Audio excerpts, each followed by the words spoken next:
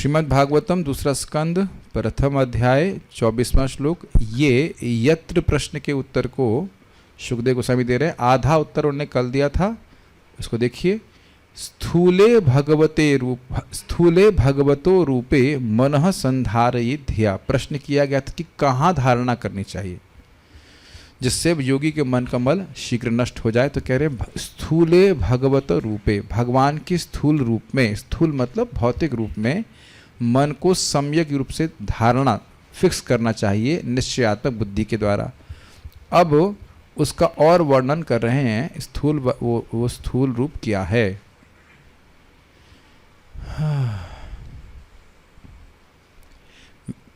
Is ready? Yes.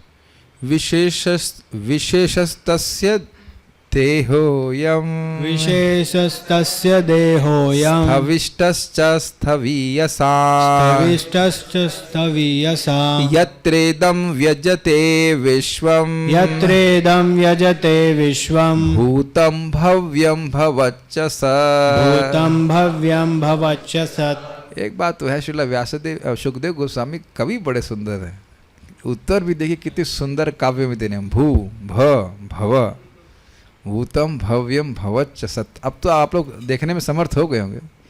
विशेषस्तस्य देहोऽयं स्थविष्टश्च स्थवीयसाम् विशेषस्तस्य देहोऽयं स्थविष्टश्च स्थवीयसाम् यत्रेदं व्यज्यते विश्वं भूतं भव्यं भवच्च सत् यत्रेदं व्यजते विश्वं भूतं भव्यं भवच्च सत् विशेषस्तस्य देहोऽयं स्थविष्टश्च स्थवीयसाम् विशेषस्तस्य देहोऽयं स्थविष्टश्च स्थवीयसाम् यत्रेदं व्यजते विश्वं भूतं भव्यं भवच्च सत् यत्रेदं व्यजते विश्वं भूतं भव्यं भवच्च सत् विशेषस्तस्य देहोऽयं स्थविष्टश्च स्थवीयसाम् विशेषस्तस्य देहोऽयं स्थविष्टश्च स्थवीयसाम् यत्रेदं व्यज्यते विश्वं भूतं भव्यं भवच्च सत् यत्रेदं व्यजते विश्वं भूतं भव्यं भवच्च सत् विशेषस्तस्य देहोऽयं स्थविष्टश्च स्थवीयसाम् विशेषस्तस्य देहोऽयं स्थविष्टश्च स्थवीयसाम् यत्रेदं व्यजते विश्वं भूतं भव्यं भवच्च सत् यत्रेदं व्यज्यते विश्वं भूतं भव्यं भवच्च सत्। पंडित जी, माता जी भी can chant this is nice. देखिए, जब एक बार श्लोक आपके मन में छप जाएगा तो जब मैं उसे समझाऊंगा तो शब्दों के अर्थ आसानी से समझ में आएंगे। बोलिए।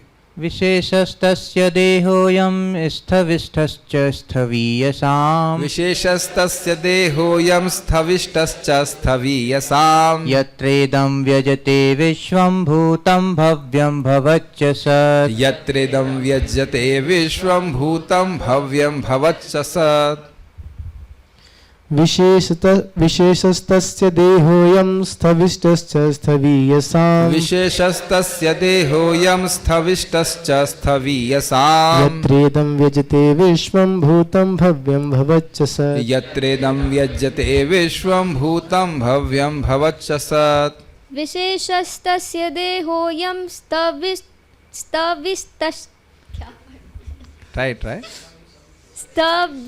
स्थविष्टश्च स्थवीयसाम् देहोऽयं स्थविष्टश्च स्थवीयसाम् यत्रेदं व्यजते विश्वं भूतं भव्यं भवच्च सत् यत्रेदं व्यज्यते विश्वं भूतं भव्यं भवच्च सत्। टंग ट्विस्टर बोलिए। विशेषस्तस्य देहोऽयं स्थविष्टश्च स्थवीयसाम् विशेषस्तस्य देहोऽयं स्थविष्टश्च स्थवीयसाम् यत्रेदं व्यज्यते विश्वं भूतं भव्यं भवच्च सत् यत्रेदं व्यज्यते विश्वं भूतं भव्यं भवच्च सत्। माता जी से अगर प्रोनाउंसिएशन नहीं हुआ तो माइक देख रही, जैसे क्रिकेट में तेंदुलकर आउट हो जाता था बल्ला देखता। अरे भाई बोल नहीं पाएगा ठीक से तो माइक की गलती है, माइक तो वही बोलेगा ना जो आप बोल रहे हैं। बोलिए। हाँ। विशेषस्तस्य देहोऽयं विशेषस्तस्य देहोऽयं बोलिए। विशेषस्तस्य देहोऽयं स्थविष्टश्च स्थवीयसाम् विशेषस्तस्य देहोऽयं स्थविष्टश्च स्थवीयसाम् यत्रेदं व्यजते विश्वं भूतं भव्यं भवच्च स क्या अष्ट साथ विकार आ रहा है। यत्रेदं व्यज्यते विश्वं भूतं भव्यं भवच्च सत्। पंडित जी को हम भूल गई तो अपराध हो गया। यस आपको लिखना चाहिए एक board, may I help you. Yes you should chant, please chant. विशेषस्तस्य देहोऽयं स्थविष्टश्च स्थवीयसाम् विशेषस्तस्य देहोऽयं स्थविष्टश्च स्थवीयसाम् यत्रेदं व्यज्यते विश्वं भूतं भव्यं भवच्च सत् यत्रेदं व्यज्यते विश्वं भूतं भव्यं भवच्च सत्। Fine. Who's that? Oh yeah, please go ahead. Mike पहुंचाइए उनके पास। पंजाबी तड़का। तो भागवत तो पंजाबी तड़का, ठीक है। बोलिए। ये देखो पार्थ प्रभु क्या क्या कह रहे हैं। पार्थ प्रभु ने छौका मार दिया। कहते जब मैं गाड़ी चला रहा हूँ तो पीछे से कोई टोके नहीं, तो ध्यान से चलाना। अभी वो बेचारा बोलने के लिए साहस कर रहा है, आराम से, वो वैसे ही घबरा जाएगा। हाँ बोलिए बोलिए। हाँ। विशेषस्तस्य देहोऽयं स्थविष्टश्च स्थवीयसाम् विशेषस्तस्य देहोऽयं स्थविष्टश्च स्थवीयसाम् यत्रेदं व्यजते विश्वं भूतं भव्यं भवच्च सत् यत्रेदं व्यज्यते विश्वं भूतं भव्यं भवच्च सत्। देखिए कई बार लोग सोचेंगे कि हम कैसे अभ्यास करें। आप लोगों को सहायता किया गया है भागवत रेसिटेशन ग्रुप में, एक एक श्लोक को बोला गया है। तो आप पहले उस श्लोक को सुनिए और कैसे बोल रहा हूँ वो बोलिए, और उसके बाद आप उसको, अरे हम लोग करते हैं। फिर फिल्मी गाने सुनते थे तो आप देखिए जैसे गायक गाता है, ऐसा मत बोलना कि नहीं सुनते थे, तो जैसे गायक गा रहा हो वैसे ही गाने का प्रयास करते थे। यद्यपि शास्त्रीय संगीत ना भी आता हो, अगर वो आलाप रे आ करता है तो आप लोग भी आ करने का प्रयास करते थे। बोलो यस। हाँ, तो यहाँ पे आपको आलाप नहीं करना है, जैसा बोल दिया गया उसको सुनिए। अभी देखिए भक्तों लोग, कुछ मैं मजाक कर रहा था लेकिन मजाक नहीं कर रहा था, भक्तों ने कुछ मिस्टेक कर रहे, तो देखिए सुनना पड़ेगा। स्थविष्टश्च, हम रोज सुबह देख रहे हैं कि जब हम लोग बोलते हैं शिक्षा अष्टकम नहीं बोलते हैं, शिक्षाष्टकम बोलते हैं। प्रायः शिक्षाष्टकम ऐसे बोलते हैं। शिक्षाष्टकम है, बोलिए एक बार। हाँ देखिए शिक्षाष्टकम। हाँ बहुत सिंपल लगता है, लेकिन प्राय जो लीड कर रहे हो शिष्टाष्टम अक्ष भूल जाते हैं। तो सुनने से आता है, ठीक है। सुनने से ही पहले जो था टीचर बोलते थे और स्टूडेंट्स डिसाइड करते थे, तो लिखावट का काम नहीं था, वो सुन के ही बोला जाता, सुन के ही आता है। आप बताइए जयवृंदा माता, संस्कृत का अनुभव है क्या आपको पहले से? मतलब मुझे पता नहीं था अनुभव, बहुत थोड़ा मेरे का सिरा होगा, लेकिन आप देखेंगे बोलते बोलते अच्छे से आने लगा। पांडे जब देखिए पहले फंसते थे कि नहीं आप, और अब लग रहा है कि ना बिल्कुल बढ़िया से एकदम बोल रहे हैं। आप नोटिस कर रहे हैं सब लोग कि प्रभु जी अच्छे से बोल रहे हैं। यस, वो सुनते सुनते व्यक्ति को अभ्यास होता है। ऐसे आप खाली सोचते रहोगे तो कभी हम नहीं कर पाएंगे, ठीक है। घबराइए मत, मथुरेश आपको भी बढ़िया से सीखना है। यू नो दैट ग्रुप, तो उसको सुनिए थोड़ी। तो देखिए बिना मेहनत के कुछ आता है क्या बताइए। आप अपने जॉब के लिए 14-14 घंटे काम करते थे ना, बिजनेस के स्टैब्लिश करने, तो 14 घंटे तो आपको एक श्लोक सीखने में नहीं लगेगा। टेक योर टाइम आउट, कल करवाएंगे। आप रिकॉर्डिंग भेज दीजिएगा। अब हम शुरू करते हैं, अब करते हैं, आगे बढ़ते हैं। संपूर्ण व्यवहार जगत की यह विराट अभिव्यक्ति परम सत्य का साक्षात शरीर है। अब इसका अर्थ समझिए, अर्थ समझिए। साक्षात का अर्थ ये नहीं होता कि साक्षात भगवान ही हैं। साक्षात मतलब जो अपरोक्ष है। मैं आपके सामने साक्षात बैठा हूं कि नहीं, तो साक्षात का यहाँ अर्थ है कि जो आपको दिख रहा है आंखों के सामने, ये भगवान का दिव्य स्वरूप नहीं है।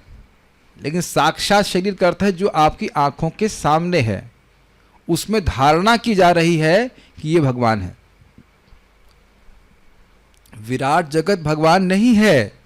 ये जो ब्रह्मांडात्मक यानी ब्रह्मांड में जितनी वस्तुएं हैं वो भगवान नहीं है, लेकिन भगवान से अलग भी नहीं है। भगवान ही अपनी शक्तियों के रूप में इस जगत में परिणत हुए हैं, इसलिए वह भगवान से अभिन्न है। वो भगवान का रूप है, अर्थात भगवान जगत के रूप में है, लेकिन जगत भगवान नहीं है। गाय का गोबर आप देखो, सब यहाँ तो गौशाला में सर्वत्र दिखता है, तो गोबर कहाँ से आया? गाय से। तो गाय दिख रही ना आपको सब जगह। यस यस, जैसे ही गोबर का आप ढेर देखते हैं तो आप जानते हैं कि ये कुत्ते का गोबर नहीं है, मैं मजाक की बात नहीं बोल रहा हूं, और इंसान का तो बिल्कुल भी नहीं है। समझ में आया? आर यू गेटिंग इट और नॉट? गोबर को देखते ही आपको स्मरण हो जाता है कि ये गाय का गोबर, गाय का स्मरण हो जाता है, विशेष गाय का नहीं, लेकिन गाय का। अगर मान लीजिए एक गाय होती है और एक गाय का गोबर होता तो आपको स्मरण होता है ये मेरी गाय का गोबर है, ये भी हो सकता है। लेकिन वैसे यहाँ पे गोबर को देखते ही व्यक्ति स्मरण करेगा कि ये गाय का गोबर है। ये तो very easy, is it not? संबंध। लेकिन गोबर गाय नहीं है, गाय की शक्ति है। बिना गाय के गोबर नहीं आ सकता, लेकिन गोबर से गाय नहीं आती है। Is it okay?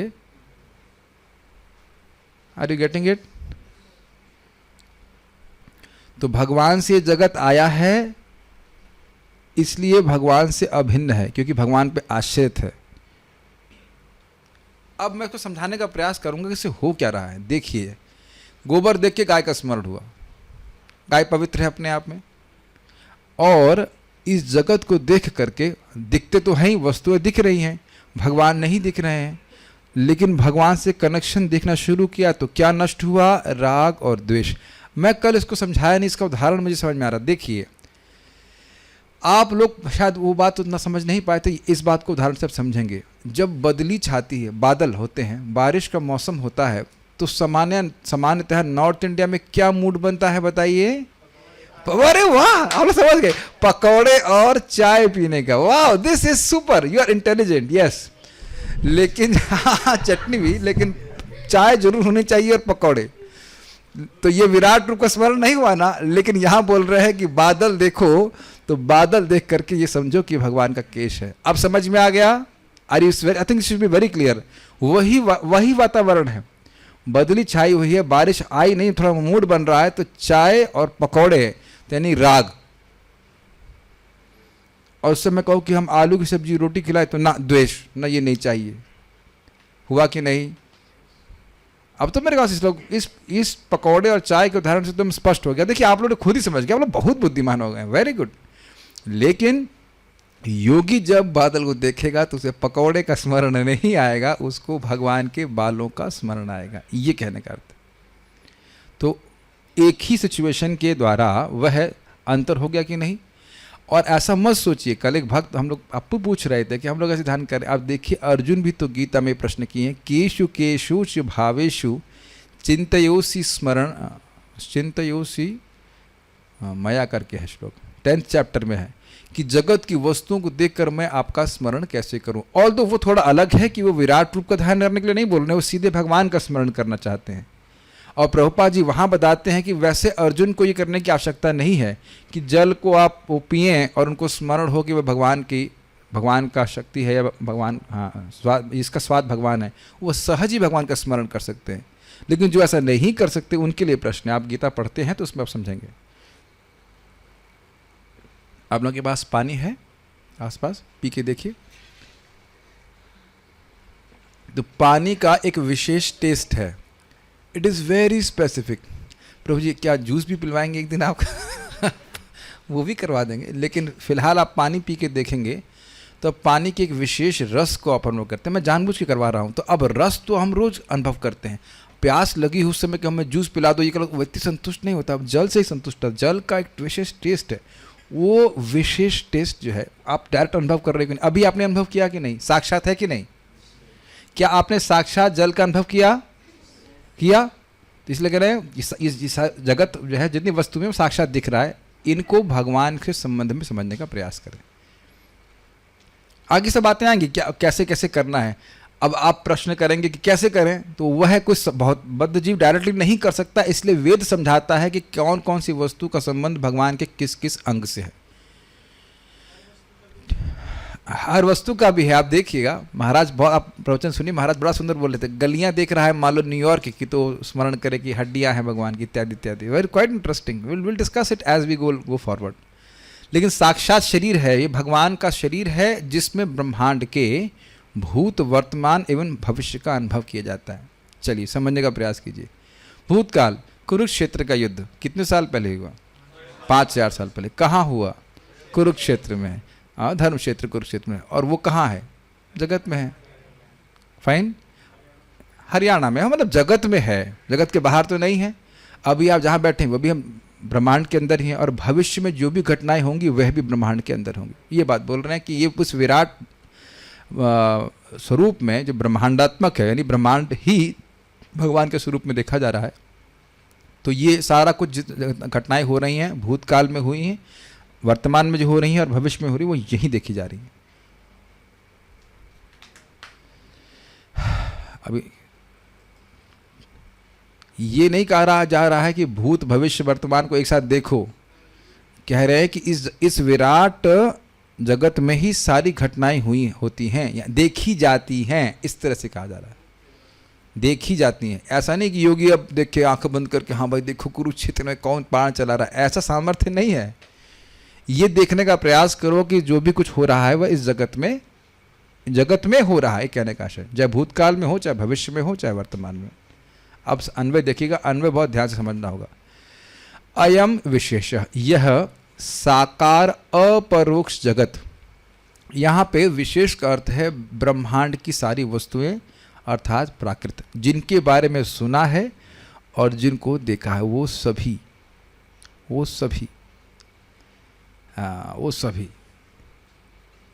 जिनको देखा है और जिनको सुना है। स्वर्ग आदि को हम देखे नहीं है, जो स्वर्ग के बारे में सुने हैं, वह भी इंद्रियों के परे नहीं है।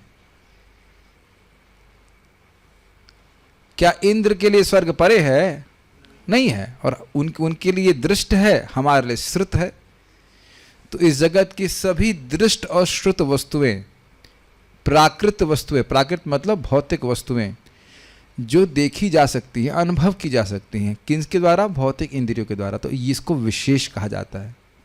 साकार अपरोक्ष जगत, पर अक्ष मतलब आँखों के परे, आँखों के परे, और आँखों के उपलक्षण से इंद्रियों के परे, अदोक्ष शब्द सुना था आपने, तो ये परोक्ष का अर्थ हुआ। और अपरोक्ष मतलब जो आंखों के परे नहीं है, साक्षात है। इसीलिए प्रपाद अनुवाद किए साक्षात भगवान का स्वरूप है। साक्षात का अर्थ है कि जो आपकी आंखों के सामने है। जीरो के विशेष, अयम विशेषः, यह जो ब्रह्मांड दिख रहा है, इसकी सारी वस्तुएं जो आपको दिख रही हैं, ये जो अपरोक्ष है, साकार है, आकार है, तभी तो दिखाई पड़ रहा है। ठीक है, फाइन। तस्य, उस परमात्मा का, वो परमात्मा मतलब भगवान श्री कृष्ण का, स्थवीयासाम च स्थविष्ट देह, स्थूल से भी अत्यंत स्थूलतर देह है, अर्थात विराट रूप है। अब इसको समझने का प्रयास करें। स्थूल मतलब जिसमें अधिक मटीरियल है। हम थोड़ा मजाक करेंगे, Parth Prabhu will you please allow me to some थोड़ा मजाक करने के लिए। मैं जितना स्थूल हूं उससे अधिक पार्थ प्रभु स्थूल हैं। स्थूल की जगह लिख दीजिए मोटे अगर करें। और पार्थ प्रभु से अधिक स्थूल हैं, क्या नाम, श्रीनाथ जी प्रभु के मित्र का नाम क्या है भूल गया मैं, सुंदर संजय प्रभु। तो पार्थ प्रभु से स्थूलतर हैं संजय प्रभु। बुरा नहीं मानेगा, सत्य बोल रहे। आप लोग शरीर नहीं, हम शरीर की बात कर रहे हैं, आपके विराट रूप की बात कर रहे हैं जो साकार दिख रहा है, जो अपरोक्ष। ठीक है, डू यू एग्री? समझ रहे हैं?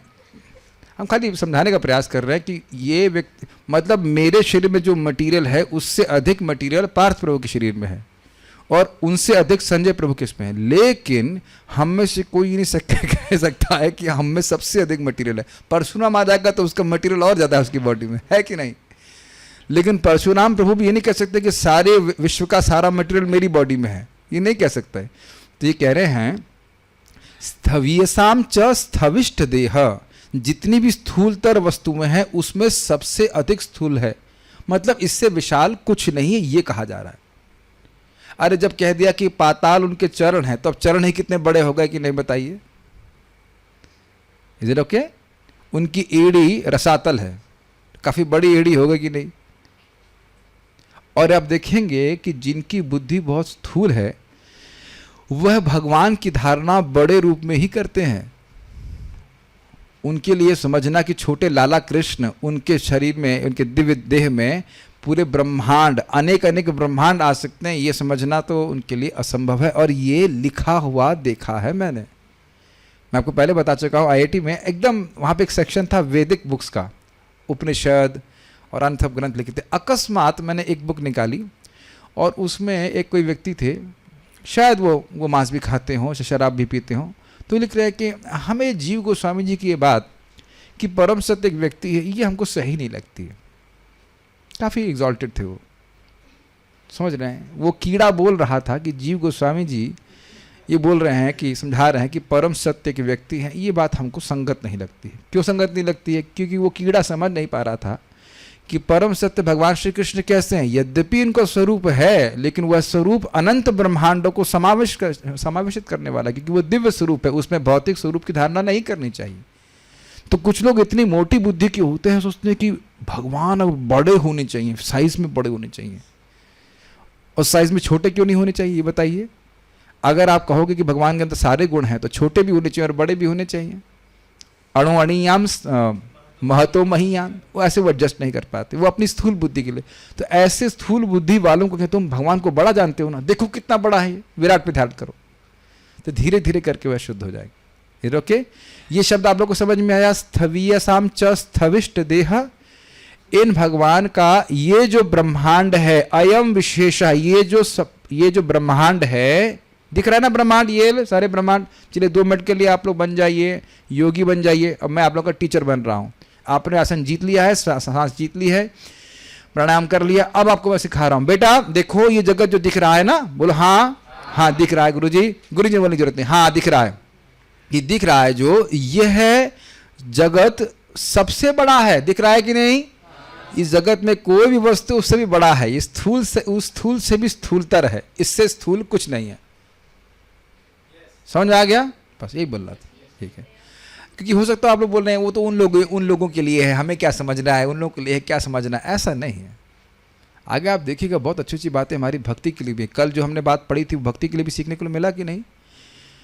हम लोग कुत्ते की तरह हाफ करके जब नहीं करे थे, हरे कृष्ण कृष्ण कर रहे हैं, बुरा मत मानेगा, हम ऐसा बोल रहे हैं, लेकिन सांस और कंट्रोल करने से अनुभव कर रहे थे ना कि मन संयमित होता है।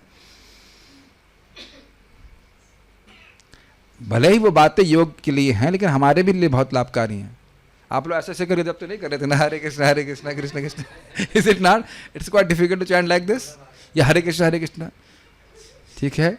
और उम्मीद है कि पत्नी को दूर करके ही जब कर रहे थे और एटलीस्ट व्हाट्सएप टेलीग्राम दूर करके भजन कर रहे थे। जितना संग था, जितना श्वास, इंद्रिया कंट्रोल कर रहे थे कि नहीं? ये आंखें सब तरफ देख रही थी, पवित्र कर रहे थे दर्शन के द्वारा। तो आप देख रहे हैं कि यद्यपि वे योगियों के लिए, हमारे लिए बहुत कुछ सीखने के लिए। कम से कम इतना तो होना चाहिए कि बादल को देखकर पकौड़े याद नहीं आना चाहिए भक्तों को, और ना ही हर्बल टी। यत्र भूतम, ये कैसा देह है? यत्र मतलब जहां, भूतम भवत, भूतम मतलब भूतकाल की क्रियाएं, भवत मतलब वर्तमान, और भव्यम मतलब भविष्य में होने वाली, विश्वम यानी ब्रह्मांड की सत इदम व्यज्यते। अब इसको समझने का प्रयास। सत मतलब होता है कार्य, और असत मतलब होता है कारण। सत असत, तो इस सत इदम मतलब इस जगत में हर वस्तु सत के रूप में दिख रही है। कार्य, सारे इफेक्ट्स आपको भूत, वर्तमान और भविष्य में दिखते हैं। ये अब इसलिए बोला तो बहुत ध्यान सुनिएगा। इस ब्रह्मांड के सारे कार्य मात्र मतलब जो इफेक्ट्स हैं, इदम, ये सारी अभिव्यक्तियां जो आपको दिख रही हैं, कौन सी अभिव्यक्तियां? बादल, पाताल, रसातल, ये ब्रह्मांड की सृष्टि के पहले थी कि नहीं थी? ब्रह्मांड की सृष्टि पहले थी? हाँ, अरे क्या शायरी कर रहा हूं मैं। ब्रह्मांड की सृष्टि के पहले यह नहीं थी, महतत्व था। तो महतत्व से आगे ब्रह्मांड की सृष्टि हुई कि नहीं? Is it not? Everyone is here. तो इन्हें कार्य कहा जाएगा, इफेक्ट। बस जैसे देखिए माइक, ये इफेक्ट है, कुछ किया गया, उससे ये माइक कार्य रूप में परिणत हुआ। भूतकाल में हुआ मानते हो आप? और इसके द्वारा और कुछ वर्तमान में इफेक्ट प्रोड्यूस किए जा रहे हैं। मैं इसका यूज कर रहा हूँ बोलने के लिए, कुछ ये भी इफेक्ट हुआ कि नहीं? क्या इस जगत में हर वस्तु का कॉज एंड इफेक्ट रिलेशनशिप है? Is it? सब देख पा रहे हैं? कोई वस्तु दिखती है, उसके पीछे कोई कारण होता है। इसलिए कह रहे हैं व्यज्यते, जिन वस्तुओं को आप अनुभव कर रहे हो उनके पीछे कोई कारण है। अच्छा, आत्मा भी सत है ना? आत्मा भी सत है ना? मैं जिस अर्थ में यहां पे बोला जा रहा है उसलिए पूछ रहा हूं। ज़ूम डिवोटीज, कितने लोग मानते हैं कि आत्मा सत है इस सत के अर्थ में? क्यों नहीं? रामकृष्ण प्रभु बताइए।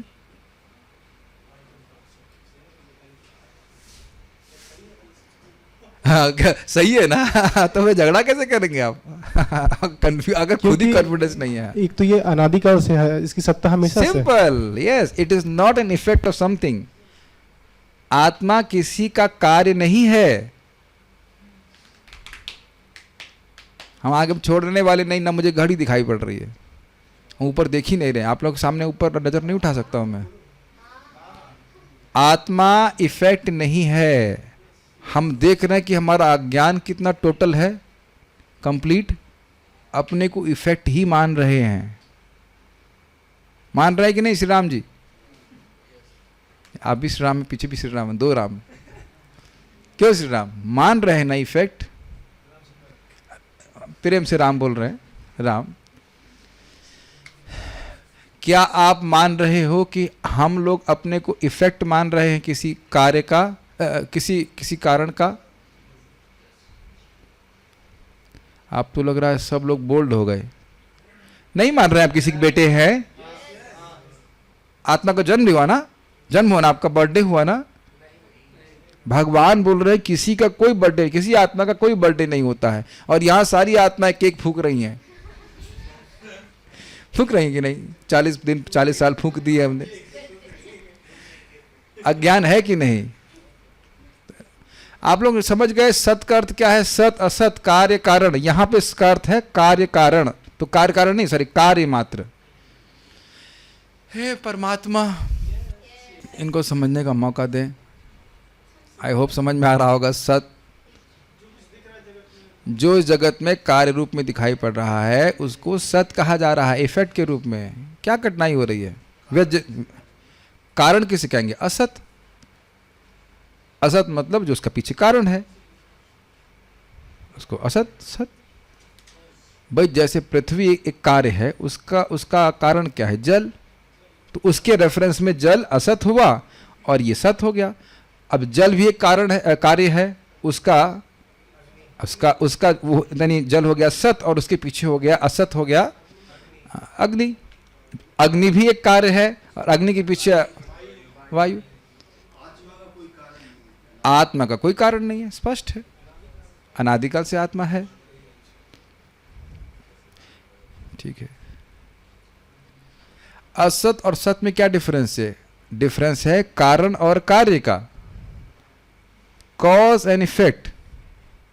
इसीलिए क्योंकि हम लोग इस जगत में कॉज इफेक्ट रिलेशनशिप ही देखते हैं, इसी कारण कभी कभी यह भी प्रश्न लोग कर देते हैं कि भगवान कहाँ से आए, या यह भी प्रश्न कर लेते हैं कि आत्मा की सृष्टि कब हुई। आप समझ रहे हैं किस प्रकार से we are condition to think of non eternality. हर जगह सोचते हैं कि किसी ना किसी की सृष्टि हुई। एक भक्त अभी क्लास में बोल रहे थे, कृष्ण ने भगवान जी को बनाया। तुमसे पूछो कि आपके सामने बनाया? इस शब्द का बहुत ध्यान से उपयोग करना चाहिए। भगवान के विस्तार हैं भगवान बलराम जी, लेकिन अब कार्य कॉज इनफेक्ट नहीं हुआ। तो कब आए बलराम जी, जरा पूछिए आप। ये प्रभुपाद जी चैतन्य चरितामृत सोच बताते हैं कि राधा कृष्ण एक थे, फिर राधा रानी आई। राधा आई नहीं, राधा रानी के रूप में विस्तार की। तो पूछेंगे कब? हमेशा से। तो फिर क्या एक थी तो फिर दोबारा कैसे हुए, क्या ये? तो अपनी बद्ध चेतना में, कंडीशन चेतना में हम शाश्वतता की धारणा नहीं कर सकते। ये मेरे मित्र आदित्य पवार नाम था उसका, बहुत अच्छा मित्र था, मैथमेटिक्स में ओलंपियाड जीता था। वो बता रहा था कि देखिए हम लोग इन्फिनिटी की धारणा नहीं कर सकते। He was saying this, infinity क्या है? और जबकि हम इन्फिनिटी समय से हैं। Can you think about it? अनादि का मतलब क्या होता है? हिल जा रही ना बात। हमारी आसक्तियों के प्रति जो व्यर्थ की आसक्ति है उसमें हम कितना क्षुद्रम हृदय दौर्बल्यम त्यक्तोत्तिष्ठ, नाम जोड़ लीजिए अपना। देख रहे हैं, यानी मैं उधर नहीं लेके जाना चाहता हूं, मैं खाली समझाना चाह रहा हूं। सत का मतलब होता है कार्य। इस जगत में हर वस्तु एक कार्य है, और वह कब अनुभव की जाती है, या तो भूतकाल में, या भविष्य काल में, या वर्तमान में, भविष्य में। चलिए अभी आप समझिए, आप लोगों ने अपना बचपन का जो कार्य मात्र शरीर है, जो एक फैक्ट था, उसका अनुभव किया था कि नहीं? कब किया था? बचपन में, भूतकाल में किया। इस समय अपने शरीर का अनुभव कर रहे हैं कि नहीं? और आगे भविष्य में अपना नहीं, प्रकृति के द्वारा दिए गए शरीर का जो कुछ समय के लिए हमको प्राप्त है, उसका अनुभव आप करेंगे। इधर ओके? और ये विराट जगत में है कि नहीं? तो यही सुखदेव गोस्वामी बोल रहे हैं कि ये जो अयम, कहाँ गया? अयम विशेषा, यह जो जगत है, जो साकार रूप में है, अपरोक्ष है, यह भगवान का, ये जो ब्रह्मांड है, ये भगवान तस्य, उन भगवान का स्थवीयसाम च स्थविष्ट देह, स्थूल से भी स्थूलतर देह है। और यत्र, इस देह में, इस देह का मतलब विराट रूप में, ब्रह्मांड में। ब्रह्मांड में तो है ना, बाहर तो नहीं थे आप लोग, हम सब लोग विरजा नदी में तो पैदा नहीं हुए थे ना। समझ गए? ब्रह्मांड के अंदर ही पैदा हुआ है कि नहीं? जितने लोग भी दिख रहे हैं सब ब्रह्मांड में दिख रहे हैं ना आपको, ठीक है? बाहर से तो नहीं आया ना, कोई इंपोर्ट किया गया, ठीक है? और ये इस टाइम की परिधि में ही देखे जा रहे हैं कि नहीं? भूत, वर्तमान और भव्य, यानी भविष्य में क्या देखे जा रहे हैं? हमारे शरीर देखे जा रहे हैं। हम आत्मा के रूप में नहीं किसी को देख रहे हैं। क्लियर? अब तो मेरे ख्याल से बहुत स्पष्ट होगा। ये विराट जगत भगवान उन परमात्मा का स्थविष्ट स्थूल रूप है, जिसमें इस जगत के सारे सत अर्थात कार्य व्यज्यते, इदम सत मतलब ये सारे जितनी अभिव्यक्तियां हैं वह देखी जाती हैं। कब देखी जाती हैं? भूतम यानी भूतकाल, वर्तमान काल और भविष्य काल। मुझे लगता है कि अब तो समझ में आ गया। को जल्दी से बोलिए यस। हाँ, इतनी धीरे से बोल रहे हैं, लग रहा समझ नहीं आया। हे भगवान, कितना हूँ मेहनत कर लो, लेकिन सब एचएनएस गैंग में लगता है। हम नहीं सुधरेंगे। इधर जूम के लोग भी ठंडे हो गए लग रहा है। कुछ समझ में आ रहा है? गर्दन हाँ या ना कहीं तो हिलाइए भाई। क्या बोल रहे हैं? हमको बड़ा दब, ओहो, अब तो क्विज लेने की भी हमको भय हो रहा है। भविष्य में क्विज लूँगा कैसे? मैं कैसे उसको प्रकाशित करूँगा? व्यज्यते, व्यज्यते मतलब होता है प्रकट करना। विशेष तस्य देहो अयम, अयम विशेष। ये जो ब्रह्मांड है, विशेष का मतलब प्राकृत। इसमें महाराज बहुत सुंदर बोल रहे थे कि विशेष मतलब प्राकृत और निर्विशेष मतलब अपराकृत। तो भगवान तो दिव्य है, निर्विशेष मतलब भगवान दिव्य है। तो वो लोग निर्विशेष का अर्थ लेते हैं कि वो है ही नहीं, उनका रूप है ही नहीं। लेकिन विशेष का अर्थ यहाँ पे है दृष्टिगोचर, अपरोक्ष, अप्राकृत, प्राकृत जगत, अयम जगत। तस्य देहो, तस्य देह उन परमात्मा का देह है। कैसा देह है? स्थविष्टश्च स्थवीयसाम, जो स्थूल से भी स्थूलतर, मोटे से भी मोटा है, बड़े से भी बड़ा, ये कहने का अर्थ था। स्थूल मतलब मोटा या ग्रॉस, एग्जैक्टली ग्रॉस, ग्रॉस से भी अधिक ग्रॉस। भाई जहां ना समझ में आ रहा हो तो बताइए ना, क्या कभी डांटा है कि आपको नहीं समझ में आया? तो कुछ तो बोलिए कि हाँ भाई समझ में आ गया, नहीं समझ में आया। Is it okay? फाइन। हाँ, अच्छा। यत्र इदम व्यज्यते, जहां यह सब दिखते हैं। क्या दिखते हैं? विश्वम, विश्व के, सत, सत मतलब कार्य। विश्व की जो भी अभिव्यक्तियां हैं वो यहीं दिखती हैं। बादल यहीं दिख रहा है कि नहीं? सूर्य यहीं दिख रहा है कि नहीं? बादल दिख रहा है कि नहीं? आप दिख रहे हो, सॉरी पानी दिख रहा है कि नहीं? आप दिख रहे हैं कि नहीं? आपका मतलब शरीर हमारा। देवता आदि भी इसी जगत में दिख रहे हैं। सारा ड्रामा यहीं हो रहा है। और कब हो रहा है? भूत में, भूतकाल में, भव्यम भविष्य में, भवत यानी कि वर्तमान में। अब हम इससे अधिक हमारे पास सामर्थ्य नहीं है। मुझे उम्मीद है कि आप लोग समझ गए होंगे। मैं बार बार बोल रहा हूँ, समझाने वाले का काम 25%, बाकी सारा काम 75% समझने वाले का है। तो आपको मेहनत थोड़ा सा करेंगे तो समझ में आएगा। उम्मीद है कि मैं पूरा विश्वास से कह रहा हूँ कि आपको समझ में आ गया है। जस्ट आपको एक बार थोड़ा पढ़ना होगा, फिर आप समझ जाएंगे आज ही। ठीक है? यह श्रीधरी, यह संपूर्ण जगत परमात्मा का विराट शरीर है। फाइन। जितने भी स्थूल पदार्थ हैं उन सबों से ये अधिक है, इससे स्थूल कुछ भी नहीं। श्लोक के सत शब्द के द्वारा संपूर्ण कार्य जगत को बतलाया गया है। ये जगत कार्यात्मक है, कार्य कारणात्मक, एक कारण है, एक कार्य है, कारण है, कार्य। जो आज वस्तु कार्य है वो अगले वस्तु का कारण बनती चली जाती है। अरे भाई यहाँ पे हम किसी के बच्चे हैं, शादी करते तो फिर बच्चे पैदा करते हैं कि नहीं? तो आज हम लोग कार्य हैं, उसके बाद कुछ कार्य करें किसी का, सॉरी मतलब आज हम लोग का शरीर कार्य है, फिर यह शरीर किसी आगे के शरीर का कारण बन जाएगा। भाई इज इट नॉट सिंपल? इसीलिए जब भगवान आते हैं तो लोग सोचते हैं भगवान ने देवकी और वसुदेव के द्वारा जन्म लिया है। जो स्थूल बुद्धि वाले हैं वो सोचते हैं उनका स्थूल शरीर है। भगवान का शरीर इस प्रकार का स्थूल नहीं है। इसीलिए सुनना चाहिए बार बार, क्या भगवान देवकी और वसुदेव जी के देह से उत्पन्न हुए? नहीं, उनके माध्यम से उत्पन्न हुए, लेकिन यह नहीं कहा जाना चाहिए कि उनके देह से उत्पन्न हुए। देवकी और वसुदेव भगवान के कारण नहीं है। क्या संदेह है? हाँ, बल्कि शाश्वत रूप से उनके माता पिता हैं, ये भी एक अर्थ है। सर्व कारण कारणम, क्या ऐसा क्यों आप लोग देख रहे हैं? क्यों परेशानी? क्या श्याम सुंदर, क्या दिक्कत आ रही? माइक में पूछिए। भगवान या आध्यात्मिक जगत में कोई कार्य कारण रिलेशनशिप नहीं है। माता यशोदा कब से माँ है भगवान की?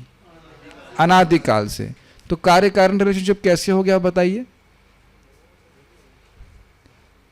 ये आपका मेरा शरीर क्या अनादिकाल से है? नहीं है, ये तो इस शरीर की सृष्टि हुई है। भूत, भविष्य और वर्तमान, इसी में तो शरीर ऑपरेट हो रहा है ना, प्रकट हो रहा है कि नहीं?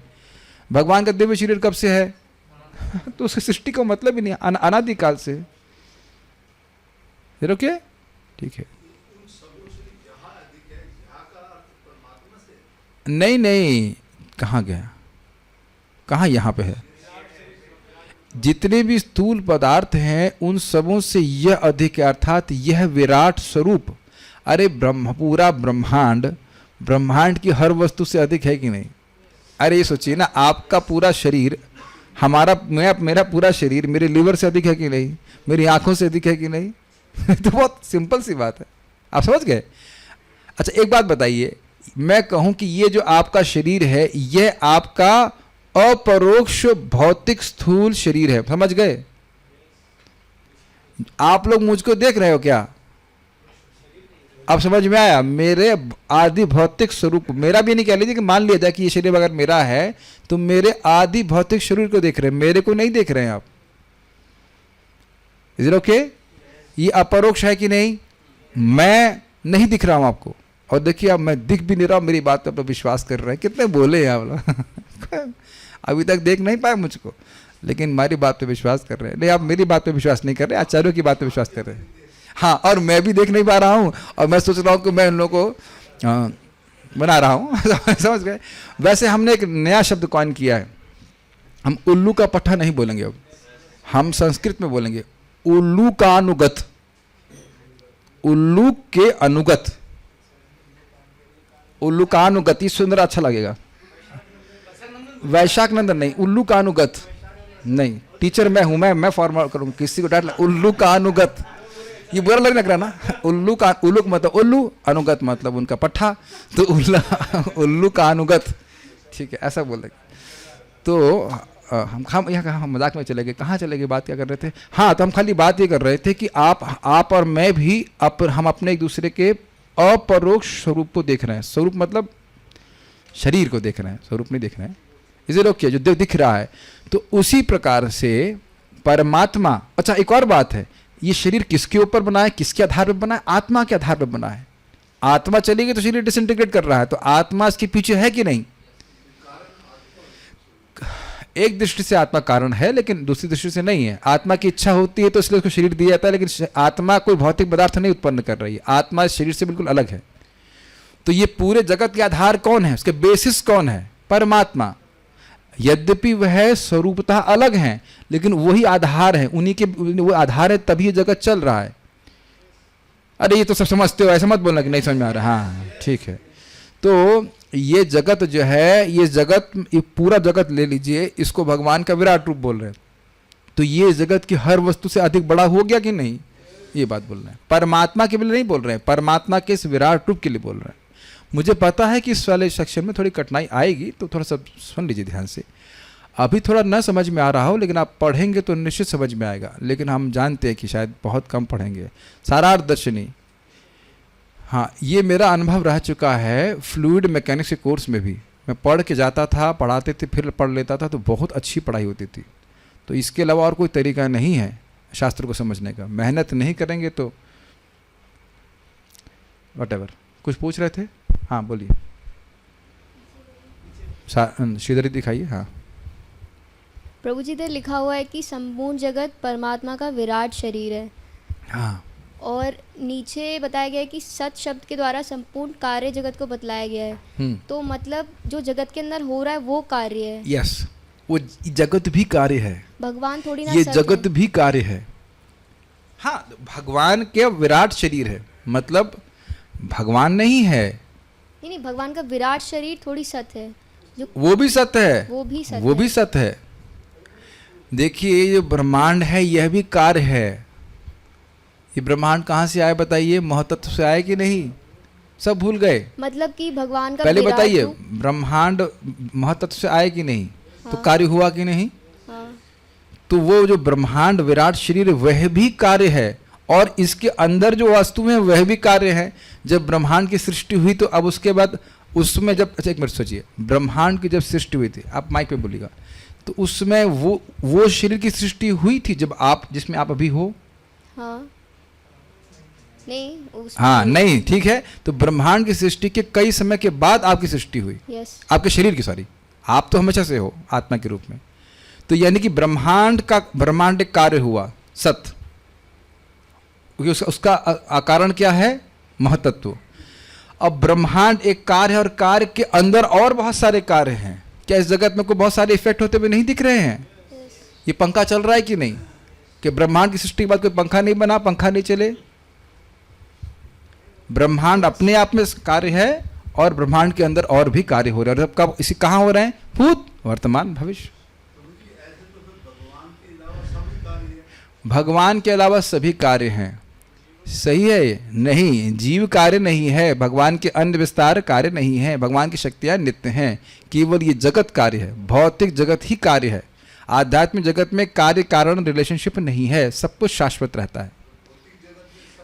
केवल भौतिक जगत में सब कार्य है, केवल आत्मा परमात्मा को छोड़ करके।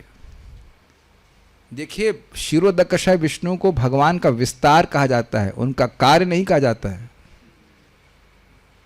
भगवान विष्णु कहें, गर्भोदक विष्णु कहने क्या कर रहा हूँ? कार्य कर रहा हूँ। क्या कर रहा हूँ? अपने को विस्तारित कर रहा हूँ। वाय, चलिए इससे हम पहले आगे जाएं, देखते हैं कौन पहलवान इसका उत्तर दे सकता है। चलिए मैं देखता हूँ, I will give you a hint, 1.3.20, देखते हैं कौन पहलवान उत्तर दे सकता है। कृष्ण के कार्य बलराम जी क्यों नहीं हैं? बलराम जी के कार्य चतुर्व्यूह विस्तार क्यों नहीं है? बोलिए बोलिए बोलिए। एते चांस कला पुरुषों वाला श्लोक है ना? आप बताइए उत्तर। कोई भी, हमें केवल वही नहीं, उसमें बहुत सारी बातें बोलेंगे, तो उसके आधार पर बताइए। तो उसमें बताया गया था कि जो कृष्ण है और जो उनके विष्णु एक्सपेंशन है, उनमें वस्तुतः तत्व की दृष्टि से कोई भेद नहीं है। बोलो आगे बोलो। और जो जैसे कुछ अभिव्यक्तियां हैं, गुणों की अभिव्यक्तियां हैं, जैसे कि भगवान कुछ गुण ज़्यादा प्रकट करते हैं, तो भगवान अपनी इच्छा से प्रकट करते हैं, और अन्य स्वरूप वो प्रकट नहीं करते अपनी इच्छा से। तो जो भगवान के अन्य स्वरूप हैं वो अलग व्यक्ति नहीं है, वो अलग व्यक्ति नहीं। तदेकात्म रूप बहुत सारे थे उसमें। हाँ, तदेकात्म और बहुत सारे, हाँ, विभिन्नांश नहीं, विभिन्नांश की बात नहीं कर, प्रकाश और सब बातें आ रही थी, वैभव प्रकाश और बहुत सारे प्रकाश थे, विलास रूप इत्यादि। जैसे भगवान ने अपने आप को द्वारका में विस्तार किया था 16,108 रूप में, तो वो भगवान के कार्य नहीं है, वो भगवान, सारे भगवान हैं। Is it okay? अब देखो फिर गलत बोलना चालू किया।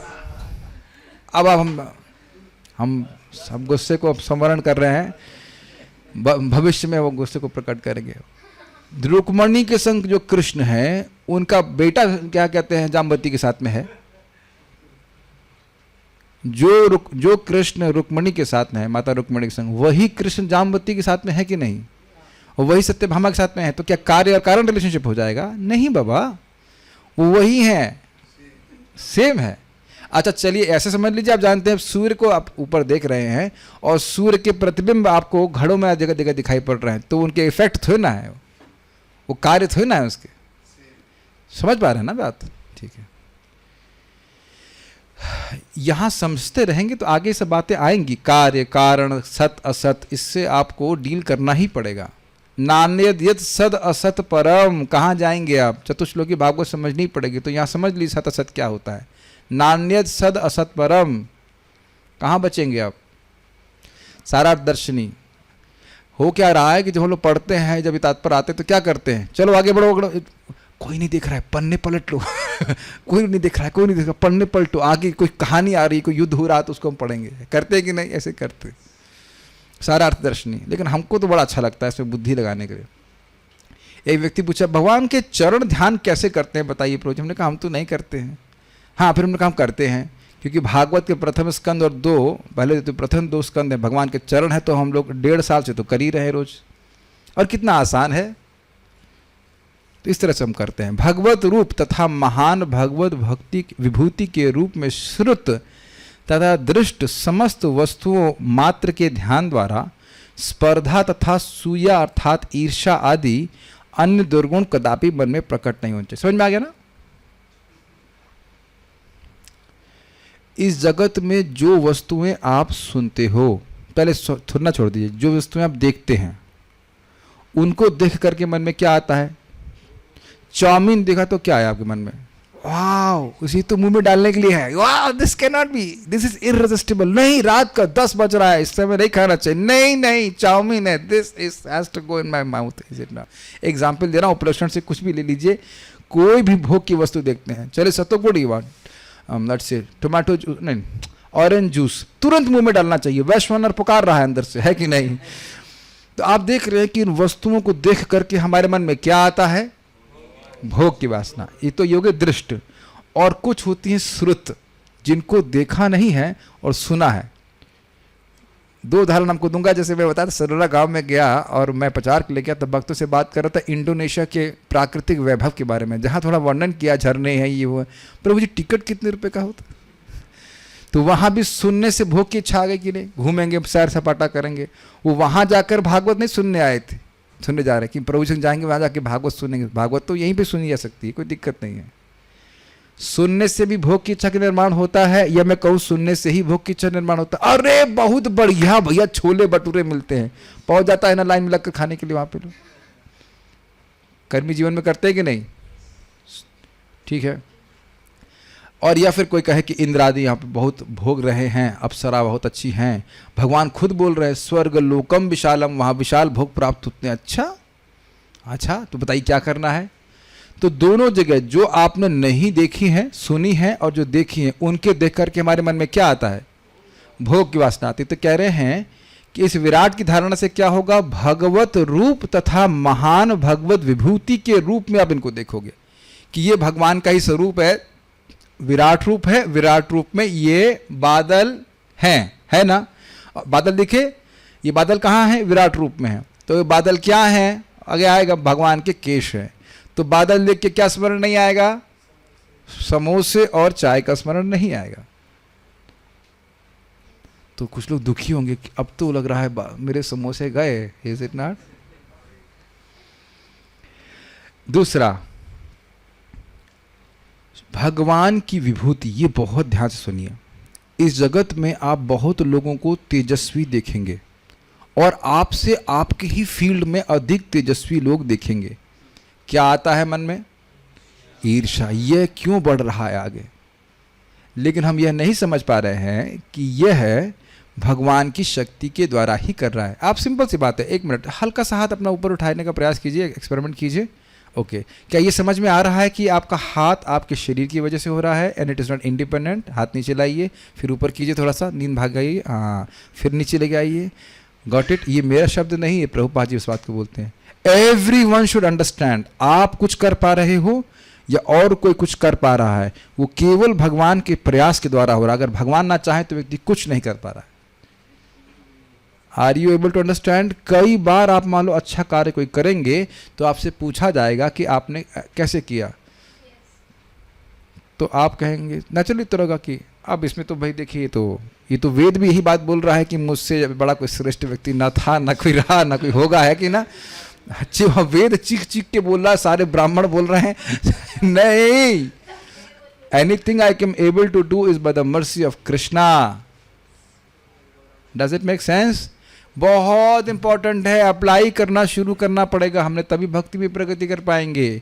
कोई व्यक्ति, आप किसी भी फील्ड में कितने भी हीरो बन जाओ, आपसे कोई ना कोई श्रेष्ठ व्यक्ति जरूर होगा। Do you agree?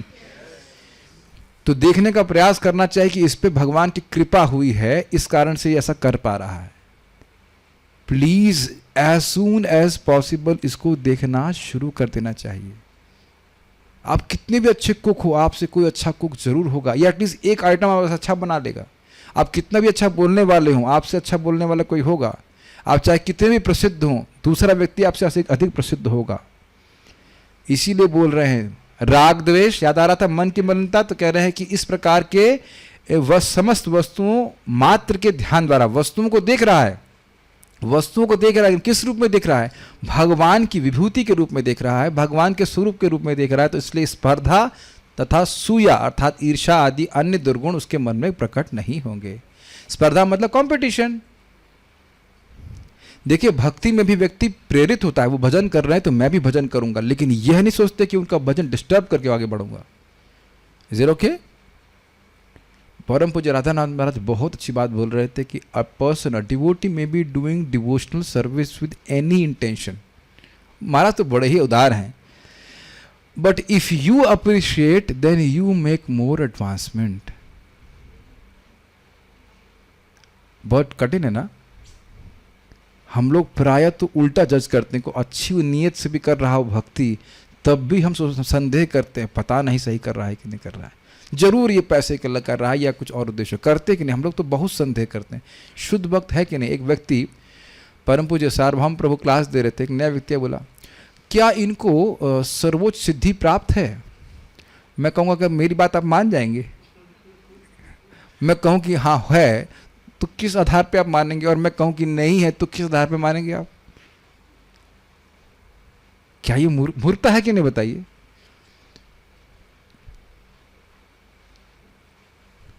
आप ये देखो कि वो बोल क्या रहे हैं। प्रभु जी कितना सुंदर प्रवचन करते हैं, वो देखो ना। आप ये अंदाजा कैसे, अभी नए हो तुम, अभी माला पकड़े हो, तो कैसे संदेह कर रहे हो कि जिनको सर्वोच्च सिद्धि प्राप्त है या नहीं है? तुमको कितनी सिद्धि प्राप्त है कि नहीं? तो ये हमको बहुत अच्छी बात। Can you see that? आप सोच रहे हैं कि अगर हम अपनी भक्ति के परिप्रेक्ष्य में इस श्लोक को अप्लाई करें तो हमारा हृदय कितना हल्का हो जाएगा। आपने कभी महसूस किया है कि आपके हृदय में ईर्ष्या आई है? मैं अपनी बात कर रहा हूँ। मेरे गुरु भाई थे, उनका नाम है नाम रस प्रभु, बड़ा सुंदर गाते हैं, हम बहुत अच्छा आपको गायन कर लगते हैं, बहुत सुंदर गाते हैं। तो उस समय वो ब्रह्मचारी थे और 24 आवर कीर्तन में सेवा कर रहे थे। उस समय मेरी प्रथम दीक्षा हुई थी। परम पूज्य राधानाथ महाराज और गोपाल प्रभु थे HOD 24 आवर कीर्तन के। तो उस समय उनके पास कोई पुजारी नहीं था, वो सेवा उनको वो कर सकते थे। तो महाराज जी गए आनंद प्रभु के रूप में, तुरंत ही उसको सेकंड इनिशिएशन भी दे दिए। वो मेरे से काफ़ी जूनियर थे। तो मालूम चला, हमने कहा कंग्रेचुलेशन अंदर से लग रहा अच्छा भैया मिल गया तुमको, सही है, सोर्स लगा दिया तुमने। अंदर से समझ में आया हमारे। फिर हमने कहा भाई ऐसे क्या दिक्कत है, हमारा भी भगवान की कृपा से हो गया दूसरा हो जा। मैं उनको मुझे बहुत उनका कीर्तन सुंदर लगता है, लेकिन उस समय अरे हमारे बाद में आया और खट से उसका सेकंड इनिशिएशन हो गया। एक क्षण के लिए वो इच्छा आई थी। See if you are honest you will see. मान लीजिए बहुत अच्छा खाना बनाते हैं, कोई और गा बिल्कुल नहीं पाते, तो कह देखिए वो व्यक्ति कितना अच्छा गाता है, हाँ बहुत अच्छा गाता है। और कह दे कि वो व्यक्ति आलू की सब्जी बहुत अच्छी बनाता है, हाँ बनाता है, अच्छा बनाता है। यही आता है ना मन में। ये नहीं देख रहे हैं कि आप अच्छा बना रहे हैं तो कैसे बना रहे हैं। जब हम ये देखने का हमारा सामर्थ्य होगा कि हम अच्छा बना रहे हैं तो ठाकुर जी की कृपा से, तो फिर दूसरे को भी देखेंगे जो अगर कर रहा है वो भगवान की कृपा से कर रहा है। बात बहुत आसान लगती है। अपने चित्त में इस दोष को देखने का प्रयास कीजिए कि अभी हमारे चित्त में स्पर्धा सूया है, ईर्ष्या है। नहीं होता तो आप लोग अभी नाच रहे होते हरि नाम संकीर्तन में। नाच in sense ecstatic. We don't have to be discouraged, but we have to get कि भाई हाई ये भी हमारे अंदर कीड़ा हो सकता है इस बात का। तो अगर हर वस्तु को भगवान की शक्ति के रूप में देखेंगे तो व्यक्ति ईर्ष्या नहीं करेगा। अच्छा, एक और बात है कि अगर हम उस व्यक्ति से द्वेष कर रहे हैं तो किससे द्वेष कर रहे हैं माय डियर डिवोटीज? भगवान से द्वेष कर रहे हैं। ये क्यों ऊपर उठ कर रहा है? पर उत्कर्ष असहनम इति मात्सर्यम तद रहिताम। निर्मत्सरता, जो भागवत में कौन रस ले सकता है? जो दूसरों के उत्कर्ष से जलने की, असहन ना कर पाने की जो भावना, उससे रहित हो। अगर समान इंग्लिश में कहें चिलैक्स, चिल एंड रिलैक्स, अरे उसको बड़ा पैसा मिला, अरे कोई बात नहीं, हमको भागवत मिल रही कि नहीं, अरे उसको 2 पत्नियां मिल गई, यार तो कोई बात नहीं, दुख और मिल गया, डबल दुख, हम तो खुश हैं भागवत में। अरे उसको बढ़िया खाने को मिल रहा है तो भागवत मिल रही है ना, जप मिल रहा है ना इसमें। That's how you can relish. और व्यक्ति इसी में जल रहा है कि उसको हाई मिल गया, हाई उसको ये मिल गया, तो कैसे भागवत रसन कर सकता है? This is very nice. अतः उन स्पर्धा आदि नकारात्मक गुणों के अभाव से चित्त शुद्ध हो जाता है। समझ में आ रहा है कि कैसे चित्त शुद्ध हुआ? कोई स्पर्धा, कोई सूया नहीं रहती।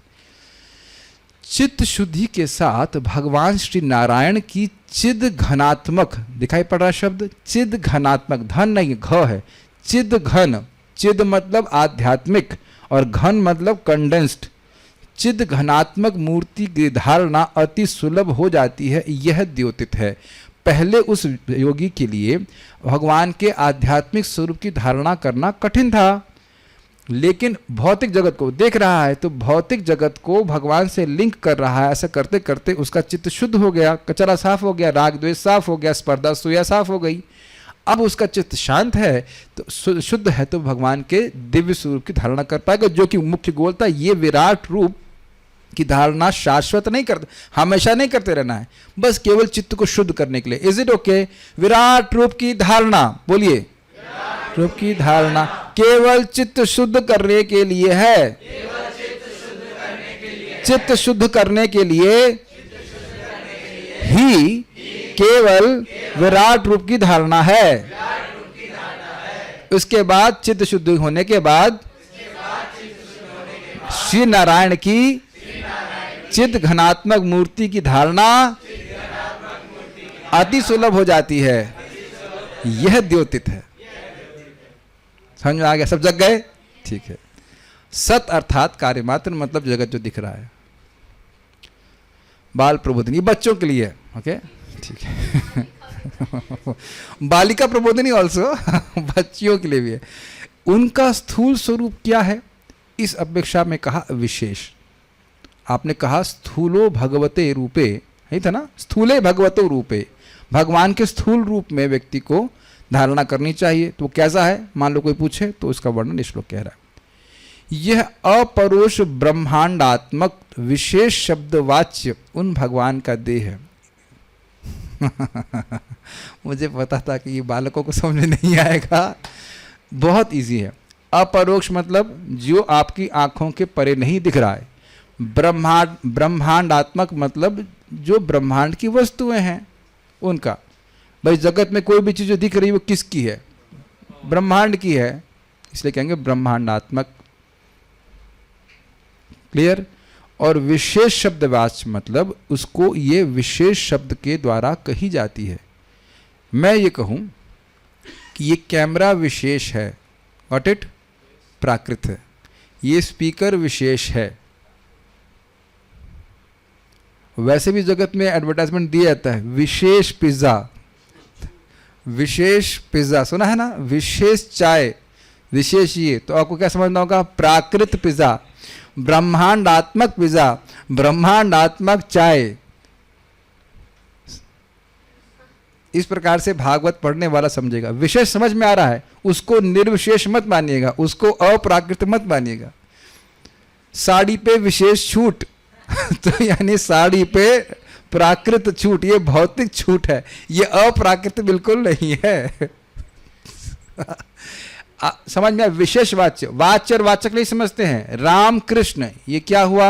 रामकृष्ण दास क्या है? ये वाचक है। और रामकृष्ण प्रभु हमारे सामने बैठे हैं, वो क्या है? इसके वाच्य हैं। ऐसे देखते हो जैसे लग रहा है पहली बार बोल रहे हैं, बुद्धू कहीं के, बालक कहीं के। बाल प्रबोधिनी नहीं समझ पा रहे हैं। ये क्या है, ये सामने क्या है, कैमरा है। ये कैमरा शब्द क्या है, ये वाचक है, और ये वस्तु जो सामने वो वाच्य है। तो इस जगत की हर वस्तु को हम कहेंगे ये इस जगत की हर वस्तु प्राकृत है। तो प्राकृत शब्द हो गया वाचक और वो वस्तु हो गई वाच्य। अब मैं कहूँ इस जगत की हर वस्तु विशेष है, विशेष अर्थात अपरोक्ष अर्थात ब्रह्मांडात्मक अर्थात प्राकृत है।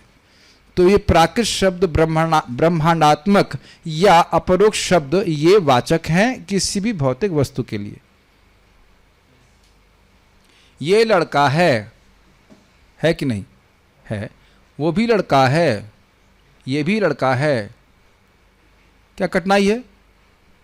एषः बालकः, एषः बालकः, एषः बालकः, ये सभी बालक है कि नहीं? तो बालक शब्द हुआ वाचक और ये तीनों उसके वाच्य हुए कि नहीं? बालिकाओं समझ में आ रहा है आपको? अब गोली मार देंगे, गोली मार देंगे तो गोली क्या है? गोली है वाचक। अब समझ में आ रहा है ठाकुरों की भाषा कि नहीं? और गोली जो मारी जाएगी वो क्या है? वाच्य। अब लगता है पिस्तौल लेके भागवत समझानी पड़ेगी तब याद है वाच्य वाच्य। वाच्यम वाचकमित्यदेति भवतो नाम स्वरूपदयम। राम ये क्या है? वाचक। और भगवान राम क्या है? इसके वाच्य। इनमें क्या भेद है? कोई भेद नहीं है। हाँ भाई, जूम टेडिवोटी तो सब भाग गए बेचारे। अरे हैं आप लोग क्या? वाच्य और वाचक सबको समझ में आ रहा है? ओके ठीक है। हाँ सब लोग यस बोल रहे हैं। ये लोग तो बड़े जल्दी समझ रहे हैं, कह रहे हैं हमको सब समझ में आ रहा है, अच्छे रिपोर्ट आ रहे हैं। सारे क्वेश्चन नीचे पूछेंगे, आप लोग तो नालायक है। ठीक है, ये बात अच्छा नहीं है ठीक है। यह उन भगवान का देह है, उन भगवान का देह है। यानी कि क्या भगवान का देह? ये जो ब्रह्मांड है, ये जिसको विशेष कह रहे हैं, और ब्रह्मांड की हर वस्तु जो स्थवीय साम अर्थात समस्त पदार्थों के मध्य स्थविष्ट अर्थात स्थूलतर है। ये तो स्पष्ट है, किसी भी भौतिक पदार्थ से अधिक स्थूल है, बड़ा है। यह उपपादित किया गया है, यह प्रस्तुत किया गया है। यत्र अर्थात जहाँ भगवान किस देह में यह भूत भविष्य तथा वर्तमान काल प्रत्यक्ष होते हुए, प्रत्यक्ष मतलब आंखों के सामने होते हुए, समष्टि व्यष्टि आत्मक कार्य मात्र विश्व को देखा जाता है। अब तो प्रोसेस एकदम हिल गया होगा। समष्टि मतलब संपूर्ण और व्यष्टि मतलब इंडिविजुअल। जैसे मैं कोई पूछे कि यहाँ भागवत कौन सुन रहे हैं, तो समष्टि रूप में भक्त लोग सुन रहे हैं, लेकिन व्यष्टि रूप में इंडिविजुअल रूप में आप लोग सब सुन रहे हैं। हाँ, हम यही सोच रहे हैं कि यहाँ व्यष्टि रूप में हम क्यों फंस गए। क्या आप लोग व्यष्टि रूप में परेशान हो रहे हैं यहाँ पे कि नहीं हो रहे हैं? बोलिए हाँ। हाँ जी, परेशान हो रहे हैं। हमको पता होता कि समष्टि रूप में ये क्लास परेशान करने वाली है तो हम व्यष्टि रूप में नहीं आते समझ में आ गया? समष्टि व्यष्टि। समष्टि मतलब क्या बोलते हैं इंग्लिश में शब्द है कलेक्टिव। कलेक्टिव अब पढ़े हैं आप लोग, कौन सा शब्द है? एक हिस्ट्री पढ़ते थे और क्या पढ़ते थे दूसरा हम लोग? सिविक्स। सिविक्स में पढ़ा था ना, लेजिस्लेटिव असेंबली की collective responsibility and individual responsibility. कितने हमारा बहुत उसमें बड़े अच्छे नंबर आते थे, अभी याद है मेरे को। यानी कि कोई निर्णय लिया गया है लेजिस्लेटिव असेंबली का, तो समष्टि रूप से वह दायित्व लेते हैं। समझ पा रहे हैं? मान लो भारत और पाकिस्तान का युद्ध हो जाए, मेरी बात में सब दम नहीं है, मैं खाली बोल रहा हूं, तो इसके लिए जिम्मेदार कौन होगा? भारत सरकार समष्टि रूप से होगी। Is it okay? और व्यक्तिगत रूप से भी होंगे। जिस मंत्री ने जो कुछ भी उसका पास किया है तो वो व्यक्तिगत रूप से भी होंगे। समष्टि व्यष्टि नहीं समझ में आ रहा? तो ये पूरा जगत, पूरा मान लीजिए एक साथ ले लीजिए, सूर्य चंद्र सबको एक साथ ले लीजिए, तो ये होगा समष्टि। और एक एक वस्तु को आप देख रहे हैं, एक एक वस्तु को ले रहे हैं, जैसे कि ये माइक और स्पीकर या जो स्पीकर जो कुछ भी है, कैमरा, तो ये हो गया व्यष्टि। ये शब्द भी भगवद गीता में कई बार आएंगे, प्रभुपाद जी के तात्पर्य में आएंगे, तो समझ लीजिएगा। It's just a matter of building a vocabulary. मैं देखिए समझिए, आप लोग घबराइए मत। छोटे बच्चों को देखा कैसे सीखते हैं भाषा। मेरा एक भाई था, उसका नाम था अर्जुन, नाम बड़ा अच्छा था। तो कोई भी शब्द सुनता, मान लो इसमें समष्टि, तो 10 बार बोलेगा समष्टि समष्टि समष्टि समष्टि समष्टि। ऐसा करते करते उसको याद हो जाता था। बड़ा अच्छा तरीका होता है। तो बार बार वाच्य वाचक, पूरे दिन में कभी सुना है शब्द वाच्य वाचक? तो इसलिए वो कान में टिकता नहीं है। तो बार बार सुनेंगे तो फिर वो बात समझ में आती। वाच्यवाचक समझ में आया गोली के उदाहरण से? हाँ, जब गोली खुद को लगनी हो तो समझ में आ जाता है कि नहीं। उसी तरह समष्टि व्यष्टि समझ में आ रहा है सबको। तो ये पूरा जगत जो है कलेक्टिवली देख सकते हैं और इंडिविजुअली भी आप लोगों को देख सकते हैं। ठीक। तात्पर्य, कोई भी वस्तु चाहे भौतिक हो या आध्यात्मिक भगवान की शक्ति का विस्तार मात्र है, उनसे अलग नहीं है। और जैसा कि भगवत गीता 13:14 में कहा गया है, उसमें पता नहीं 13:13 क्यों लिखा है, 13:14 था उसमें, मैं गीता में देखा, सर्वशक्तिमान भगवान की अपनी दिव्य आँखें, सिर तथा अन्य शारीरिक अंग होते हैं जो सर्वत्र व्याप्त है। सर्वतः पाणिपादं तत् सर्वतः शिशिरो मुखम सर्वतः श्रुतिमल्लोके सर्वमावृत्य तिष्ठति। भगवान बोल रहे उनके हाथ, किनके हाथ? भगवान के हाथ, पांव, आंखें, सिर तथा मुंह तथा उनके कान सर्वत्र हैं। इस प्रकार परमात्मा सभी वस्तु में व्याप्त होकर अवस्थित है। इस पे एक कहानी सुनना चाहता हूँ, सच्ची घटना, परम पूज्य राधा गोविंद महाराज के साथ। महाराज जी का प्रवचन करने गए और मायावाद पे खूब, महाराज जी आप जानते हैं बैटिंग करते हैं, खूब धुआंधार उनको उड़ाया। तो वहाँ के जो कुछ आयोजक थे, उनके जो गुरु जी रहेंगे, जो कुछ भी होंगे, वो मायावाद से प्रभावित थे। तो कहे कि वो महाराज के 25 लोग आए महाराज से शास्त्रार्थ करने के, 25 लोग। महाराज तो कह रहे थे हमको डर लग रहा था कि झगड़ा तो नहीं करेंगे।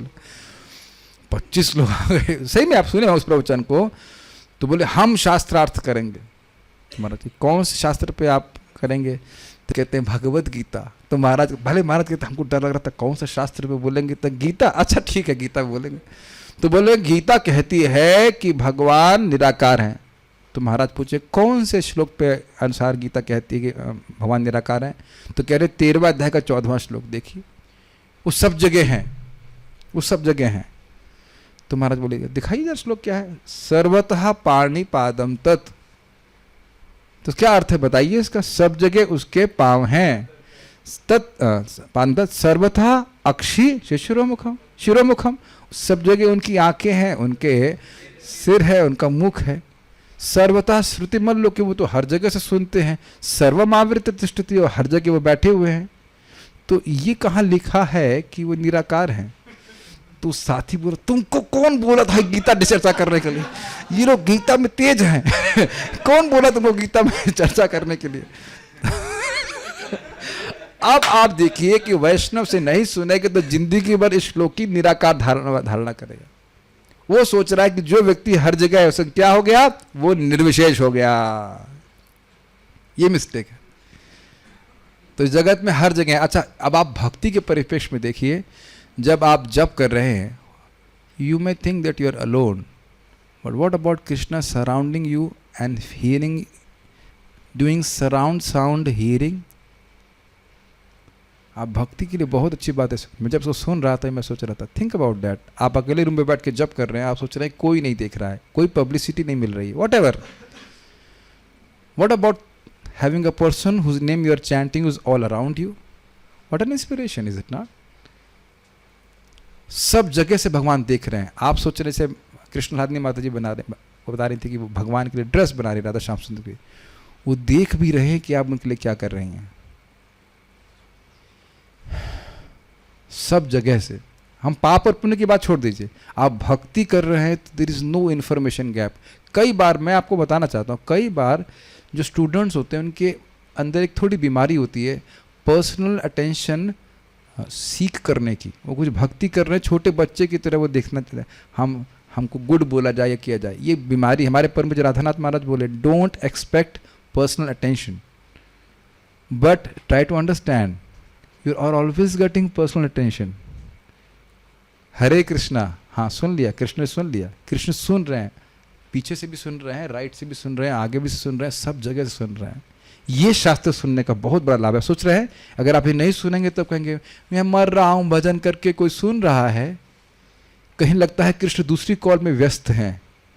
जिस व्यक्ति को आपने डायल किया है वो दूसरी कॉल पे व्यस्त है। नहीं, कृष्ण केवल आप ही की कॉल में व्यस्त हैं। ब्लॉक तो हम किए हैं कृष्ण को, इज इट नॉट? कृष्ण उधर से बोल रहे हैं अरे कब बोल, हमको कभी तो नहीं, मैं ब्लॉक कर दूंगा, इधर नहीं देखूंगा तुम्हारी तरफ, बात भी नहीं करना चाहता। कृष्ण कभी ब्लॉक नहीं करते आपको, हर जगह है। देखिए इट्स वंडरफुल। मैं जब इसको सुनता हूँ मुझे बहुत उत्साह लग रहा था। यानी कि जूम पे आपके सामने भगवान का जो फोटो, या यूट्यूब पे कहीं पे भगवान के आरती दर्शन खोलता है ना, Krishna is right there to accept your offering. देख रहे हैं भाग्य, डबल दीक्षा होने के बाद आप गौर निताई की आरती कर पाते मंदिर में, और यहाँ पे भगवान का दर्शन होता है। दर्शन आरती में रोज आप दीपदान कर देते हैं। सनातन प्रभु बोले तुम दीपदान कर रहे हो, ऑफिस में वो का काला सूट जम गया, ये हो गया वो हो गया। हमने कहा प्रभु जी कोई बात नहीं, आपको पता है कि दीपदान करने से क्या लाभ होता है? मैंने कहा व्यक्ति भगवान के धाम चला जाता है। तो कहते हैं हाँ मैं तो करता हूँ रोज शालिग्राम, मेरे पास बहुत सारे हैं। तो हमने कहा मेरे पास तो एक भी नहीं है, तो मुझे करने दीजिए। ठीक है, फिर कुछ बोले नहीं। मैंने कहा ठीक है, मैं उसको एडजस्ट कर दिया कि उसका जो धुआं है वो बाहर रहेगा। But see it is true my dear devotees, I am not giving a motivational speech here. ये सत्य है कि भगवान अपने फोटो ग्रुप में नरसिंह देव यहाँ हैं, और ये अपनी से आप अगर आप इनको आरती करते हैं या भगवान का कोई भी फोटो है, आपकी सेवा को स्वीकार करते हैं। Can you see the facility? आप मेरी बात समझ रहे हैं? मैं कहूँ पानी दो तो आप कहेंगे पानी तो हवा में हर जगह है, पी लीजिए, वाह ये तो बहुत अच्छा होता है कि नहीं? लेकिन पानी का लोकलाइज रूप, ये ग्लास में जो पानी भरा हुआ है वही पिया जा सकता है।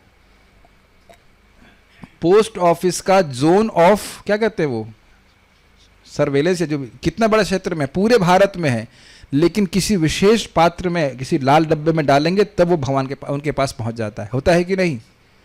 समझ पा रहे हैं मेरी बात? ये बात ये सुन तो आपने बहुत लिया है, श्रद्धा रखनी चाहिए। कितना आसान है। पूछा गया था ना बीच में, हम ट्रेन में जा रहे हैं तो मन में भोग लगाएं क्या? तो क्या फोन में आपका भगवान का फोटो नहीं आ सकता? मैंने एक डिवोटी को कॉलेज में है तो हमने कहा उनको फोटो भेज दिया, लैपटॉप पे डेस्कटॉप पे लगा दो, राधा श्याम सुंदर कृष्ण राम कर लेता है और भोग लगाइए। कितना सुंदर सेटिंग भी बढ़िया है ना। प्लेट रखिए, फोटो रखिए और अर्पित कर दीजिए। आपने देखा है ना गौरांग प्रभु कैसे भोग लगाते हैं फेस्टिवल में? काफी इंटरेस्टिंग। भगवान ऊपर से ही देख लेते हैं, खा लेते हैं, करते हैं भगवान। वो अचिंत शक्तियों से युक्त है, उनका फोटो उनसे अभिन्न है। एक बात समझ लीजिए कि हम लोग मूर्ख हैं। बोलिए हम लोग मूर्ख हैं, हम लोग मूर्ख हैं। मैं भी मूर्ख हूं, बोल दीजिए आप हैं। हाँ मैं भी मूर्ख हूं, क्योंकि हम लोग कुछ नहीं जानते हैं। We don't know anything. जो हम सुनते हैं उस पर विश्वास करते हैं। Does it make sense? तो जो वेद बोल रहा है, भागवत बोल रही है, वो सत्य है। स्वीकार कर ले हम मूर्ख हैं तो सबसे बड़ी बुद्धिमान हो जाएंगे। भगवान सामने है, आरती घुमाइए।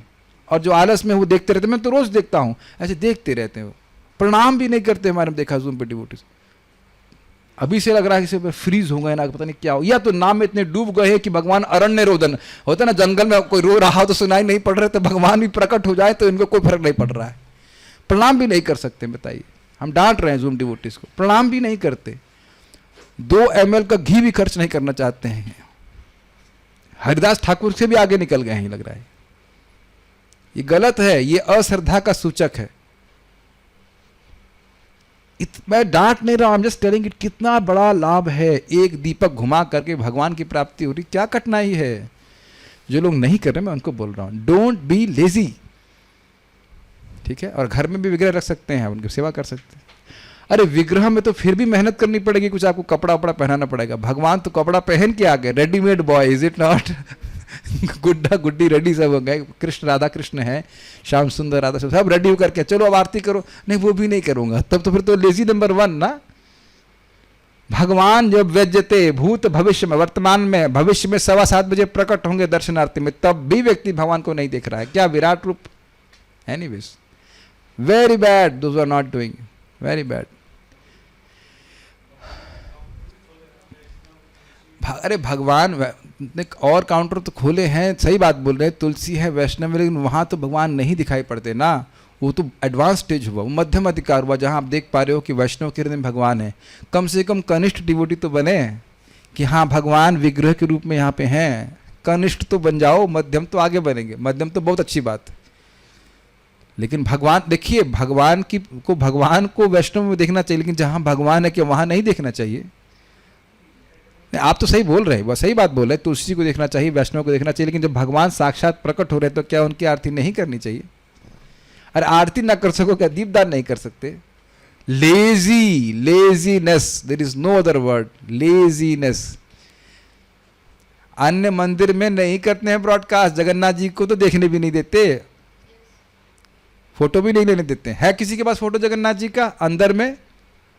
मेरे ख्याल से आज तक नेट पे अवेलेबल नहीं है। रंगनाथ जी की वो जानबूझ के नहीं देख, पता है कि क्यों नहीं देखने देते? कि भगवान वो जानते हैं कि फोटो अभिन्न है, लोग उसका अपमान भी कर सकते हैं। वो जानते हैं कि फोटो भगवान का अभिन्न है। यहाँ तो कृष्ण बलराम उदार होकर के प्रकट हो रहे हैं और अलाउ कर दिया जा रहा है। आप समझते हैं इस बात को? They have faith, they know कि भगवान उनके फोटो से अभिन्न है। फोटो खींच के ले जाएंगे, लोग उसका अपमान करेंगे। समझे? उनके भी बात सही है, जो बोल रहे हैं वो गलत नहीं बोल रहे हैं। लेकिन दूसरी तरफ से देखिए कितने कृपालु हैं कृष्ण बलराम जी को और नेताजी जी, या मायापुर में जो भी आप देखिए, नरसिंह देव प्रकट हुए, वो वहां हैं। ये समझने का प्रयास कीजिए। We have to act as per शास्त्रिक फेथ। वे कहीं भी और सर्वत्र देख सुन छू या अपने को प्रकट कर सकते हैं। अच्छा चलिए, मैं थोड़ा प्रेम से बोल रहा हूँ। जूम डिवोटीज, आपको लग रहा है कि आप लोग मेरा प्रवचन सुन रहे हैं? श्योर? मेरे में सामर्थ्य है कि मैं यहां बैठा आपके रूम में पहुंच रहा हूं कि नहीं, एक ही समय में सबके पास? और भगवान के पास सामर्थ्य नहीं है ना? ये क्या ये बुद्धिमानी है? बताइए। Think about it. मेरे पास ये सामर्थ्य है ना, कुछ मुझे भी पता नहीं कैसे हो रहा है, लेकिन इस शक्ति के द्वारा मैं एक ही समय में सबके घर में पहुंच रहा हूं कि नहीं? और सब लोग अनुभव कर रहे हैं ना कि आप मेरे से प्रवचन सुन रहे हैं इस समय। आप लोग, मतलब जूम वाले से बात कर रहा हूं जो कि दूर बैठे हुए हैं। See what a great Fortune. अगर आप दूर भी हैं, आप कह रहे हैं हमको, एक भक्त पूछे वृंदावन हमें कब बुलाएंगे? अरे तो पहले जब भगवान आपके घर में आ रहे उनको तो ठीक से रिसीव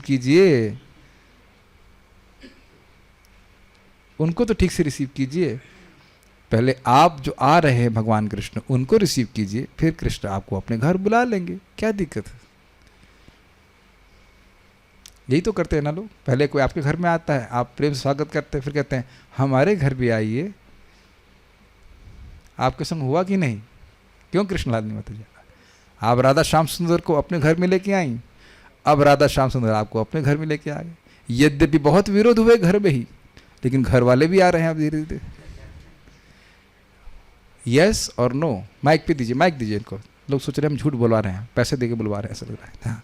क्या भाड़े का उत्तर नहीं है ना ये? नहीं। हाँ, यस और नो? यस। यस।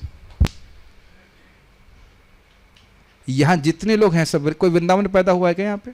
नहीं। तो पहले कृष्ण नाम के रूप में और आपने सेवा करना शुरू किया ना, वो आपके घर में आए और फिर कह रहे हैं अब आप अपने घर क्या करेंगे, हमारे संग ही रहिए। ठीक है कि नहीं? Do you agree? सी क्यों मथुरेश गलत बोल रहे हैं? पहले आपके घर में आए, अब आप उनके घर में आ गए। एग्जैक्टली हुआ कि नहीं? क्यों श्याम सुंदर? पार्थ, एक व्यक्ति यहां पैदा नहीं हुआ वृंदावन में। सुभजीत, प्रेम कृष्ण, कुछ लोगों को किराएदार तो बना ही दिए भगवान है कि नहीं, कुछ दिन के लिए रहने के लिए दे रहे हैं। रामकृष्ण प्रभु, हरीश प्रभु इत्यादि इत्यादि। It will happen with everyone. भगवान तो चाहते ही हैं, नहीं बोलते हैं मेरे धाम आ जाओ, मेरे धाम आ जाओ, बेटा वापस आ जाओ। वो होगा सबके संग। और महाराज की बात याद रखिए, यद्यपि धाम में व्यक्तिगत रूप से ना भी आ पाए, याद आ रहा है स्मरण करने से भी धाम आपको उच्च गति को प्राप्त कराता है। और जो अपने घर में रह के रोज भगवान का स्मरण करता है वह भी भगवान की प्राप्ति करता है। गीता का श्लोक भगवान 8वें अध्याय में करते हैं। क्या है वो श्लोक? तस्याहम सुलभ पार्था नित्य युक्तस्य योगिना। जो मुझ में अपने चित्त को लगाते रहते हैं, तस्याहम सुलभ पार्था नित्य युक्तस्य योगिना, 8वां अध्याय भगवद गीता। घर पे भी रह के रोज आप भगवान का स्मरण करता है तो उसके लिए भगवान सुलभ है। ठीक है, बहुत अच्छी अच्छी बातें यहाँ प्रपात बोल रहे हैं, क्योंकि वे समस्त सूक्ष्म जीवों में परमात्मा के रूप में सर्वत्र विद्यमान हैं। यद्यपि उनका विशेष धाम परम जगत में, गोलोक एव निवसति अखिलात्म भूतः। गोलोक में निवास करते हैं, लेकिन इसका अर्थ यह नहीं कि सबके हृदय में निवास नहीं करते, सबके हृदय में निवास करते हैं। ये हमें प्रयास करना चाहिए, हमसे हो नहीं पाएगा, प्रयास करना चाहिए कि सभी के हृदय में भगवान है, किसी का अपमान नहीं करें। एक बात यहाँ पे आ रही, मैं कई सुबह से सोच रहा हूँ इसलिए मैं बोल रहा हूँ। आपको पता है तरुरपि सहिष्णु का अर्थ क्या होता है? सुनिए ध्यान से। तरुरपि सहिष्णु का अर्थ यह नहीं है कि हम बस पेड़ की तरह बाहर खड़े रहें ऐसे, और धूप और घाम सहते रहें, ये अर्थ नहीं है। अर्थ ये है, बड़ा स्पष्ट है, जो व्यक्ति जो चाहता है, मांगता से कुछ जरूरत है उसको वो पूर्ति करता है, कभी पेड़ मना करता है। What a wonderful quality. भक्त बन रहे हैं तो मान लो कोई ज़रूरतमंद है तो उसको देने में आपको सुख का अनुभव होना चाहिए, तब आप भक्त बन रहे हो। ये मत कहिए केवल ज़्यादा माला करने से आप भक्त एडवांस्ड हो गए। Your advancement is not how many rounds you are chanting but how much selfless you have become. ट्री है ना सेल्फलेस, परम पूज्य राधानाथ महाराज का स्टेटमेंट है, ब्रिलियंट स्टेटमेंट है। अपने चित्त में देखिए, प्लीज चित्त में देखिए कि क्या दूसरों की सहायता करने में आपको सुख मिल रहा है, केवल ड्यूटी बाउंड नहीं। Are you happy helping others? And you should pray, Krishna please give me this quality, जो कि मेरी इनेट क्वालिटी है आत्मा की, सुख मिलना चाहिए। प्रचार क्या है? दूसरों को सुख देने के लिए है कि नहीं? और डांट के करा जाए, कुछ भी किया जाए, लेकिन प्रचार का कार्य क्या है? दूसरों को हेल्प करने के लिए तो है ना, उससे आनंद होता है व्यक्ति को। ये भक्ति में प्रगति का लक्षण है। अगर हम कहें कि क्या झमेला पालना है, तो ये एडवांसमेंट का लक्षण नहीं, ये किसी के ऊपर भी है। यदि हम दूसरों की सहायता नहीं करना चाह रहे हैं, we are not advance, we may be devotees but not advance devotees. ये प्रभुपाद जी के शब्द हैं। तो अपने चित्त में देखना चाहिए, ये होगा तभी प्रेम मिलेगा। रमयति आतुरम जगत किसके बारे में बोला गया है? नारद जी। ये नहीं कि परफेक्ट हो गए तो अपनी वीणा रूम पे ही बजाते रहेंगे, घूम घूम के जगह जगह सभी को वीणा बजा बजा करके आतुर व्याकुल लोगों को कृष्ण कथा के बारे में बता रहे हैं। क्या? तव कथामृतम तप्त जीवनम कविभिरीडितम कल्मषापहम श्रवणमंगलम श्रीमदाततम भुवि गृह्णन्ति ये भूरिदा जनाः। If you want to be noticed by gopis, you must preach about Krishna consciousness. Prabhupada ji बोले हैं कि गोपियों के अनुगत होने का अर्थ है कृष्ण भावना का प्रचार पूरे विश्व में करना। Please extend your loving capacity. Please extend and expand your loving capacity. Please do that and your love will expand. समझ गए मैं क्या कहना चाहता हूँ? Don't remain constricted. वैष्णव जनते तेने कहिए जे पीर पराई जान रे। This is the quality of a वैष्णव। जान रहे चाहे वो धनी हो, चाहे विद्वान हो, चाहे कुछ हो, without Krishna that person is suffering. So we should help devotees और उसमें help people and should be very very you will become very happy, very happy. ना भी कर पाए, खाली सोचने में आनंद है, कैसे मैं सहायता कर सकता हूँ। कोई कभी दवा देना हो या दुआ करना हो या किसी भी तरह सहायता करिए। यह सापेक्ष, ये हम बात खाली इस पर कर रहे थे कि हर जगह भगवान की स्थिति है और इस प्रकार से देखना चाहिए। यह सापेक्ष जगत भी उनका व्यवहारिक प्रस्तुतिकरण है, क्योंकि यह है उनकी दिव्य शक्ति के विस्तार के अतिरिक्त और कुछ भी नहीं है। इसमें एक बात आपको समझ में नहीं आएगी, सापेक्ष जगत। सापेक्ष सबक समझ, रिलेटिव, रिलेटिव मतलब रिलेशनशिप। और मैंने समझाया ना, इस जगत में क्या रिलेशनशिप है? कार्य कारण, सिंपल। या कुछ एब्सोल्यूट नहीं है, जैसे ये शरीर मेरा एब्सोल्यूट नहीं है, इसके पीछे कारण कौन है? मेरे माता पिता। उनके शरीर का कारण कौन है? उनके माता पिता। ऐसे करके ब्रह्मा जी तक आप जाएंगे। और ब्रह्मा जी के जो कारण है वो एब्सोल्यूट है कि नहीं? जी हाँ, भगवान विष्णु। फाइन, सबको समझ आ गया? रिलेटिव ये है, इसका कारण ये है कि इसके पीछे कुछ है, उसका कारण ये है कि उसके पीछे कुछ है, तो ये रिलेटिव वर्ल्ड है। Is okay? व्यवहारिक प्रस्तुतिकरण है, प्रैक्टिकल मतलब जो दिख रहा है, रिलेटिव वर्ल्ड। यद्यपि वे अपने धाम में रहते हैं भगवान, किंतु उनकी शक्ति सर्वत्र उसी तरह वितरित रहती है जिस प्रकार सूर्य स्थिर रहकर भी सर्वत्र प्रसारित रहता है, क्योंकि सूर्य की किरणें सूर्य से अभिन्न होने के कारण सूर्य गोलक का विस्तार ही मानी जाती हैं। समझ आ गया होगा? तो विष्णु पुराण में यह कहा गया कि जिस प्रकार अग्नि एक स्थान में रहकर अपनी किरणें तथा ऊष्मा फैलाती है, उसी प्रकार परमात्मा या भगवान अपनी बहुविध शक्ति से सर्वत्र अपना विस्तार करते हैं। ध्यान देना होगा कि लोग, ये जो मायावादी हैं, वो क्या कहते हैं? वो कहते हैं कि ब्रह्म परिवर्तित हो गया तो ब्रह्म में दोष आ जाएगा। लेकिन वो समझ नहीं पा रहे हैं। व्यासदेव जी शक्ति परिणामवाद की बात करते हैं। जगत भगवान की शक्तियों का परिणाम है, भगवान अपरिवर्तनशील हैं। देखिए, आप ये मानते हैं कि जगत में, इस प्रकृति में, पृथ्वी पर अगर बोला जाए, जितने भी प्राकृतिक परिवर्तन हो रहे हैं उसके पीछे सूर्य की शक्ति है। और आप ये देख रहे हैं कि सूर्य का जो कल टेम्परेचर था, आज जो था, कभी ये न्यूज़ आई कि कल सूर्य का टेम्परेचर ये होगा, क्योंकि आज बदली है। Got it? I think this is the best way to understand this.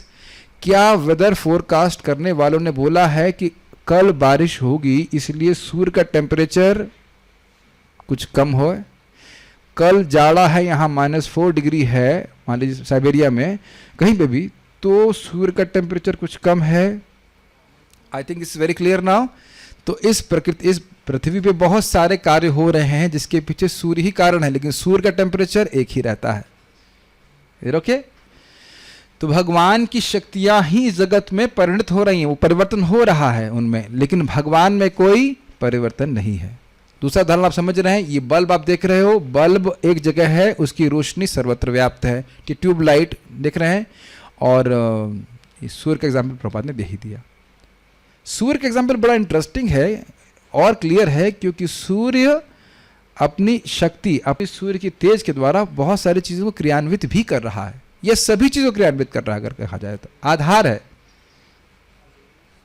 ठीक है? But can it not be argued that lord and his energies are non different? Non different and different. अच्छा, ये प्रश्न है, फिर मैं उसको बोलूंगा। ज्वाला या फ्लेम, धारणा कर पा रहे फ्लेम क्या होती है? ठीक है। अब उसमें और दो गुण होते हैं, हीट और लाइट। तो हाँ, अब बताएंगे, ये पहलवान बताएंगे, रामकृष्ण प्रभु बताइए, ये लाइट कहाँ से, किस जोन से शुरू होती है फ्लेम के? हाँ बताइए, इसका उत्तर दे देंगे प्रभु जी। उसको डिस्टिंग्विश नहीं, एक प्रश्न का उत्तर दो भाई। डिस्टिंग्विश, ये माइक पकड़ो, माइक पकड़ो। लाइट और ज्वाला एक ही वस्तु है? एक ही वस्तु है। क्या एक ही वस्तु है? लाइट, रोशनी और ज्वाला एक ही वस्तु है? नहीं, अलग अलग है। तो कहीं ना तो जोन आएगा ना, कहीं अलग अलग नहीं कर सकते। अभी बोल रहे हो अलग है, अभी बोल रहे हो अलग नहीं है, समझ में आ गया? अच्छा, हीट है ना ज्वाला में?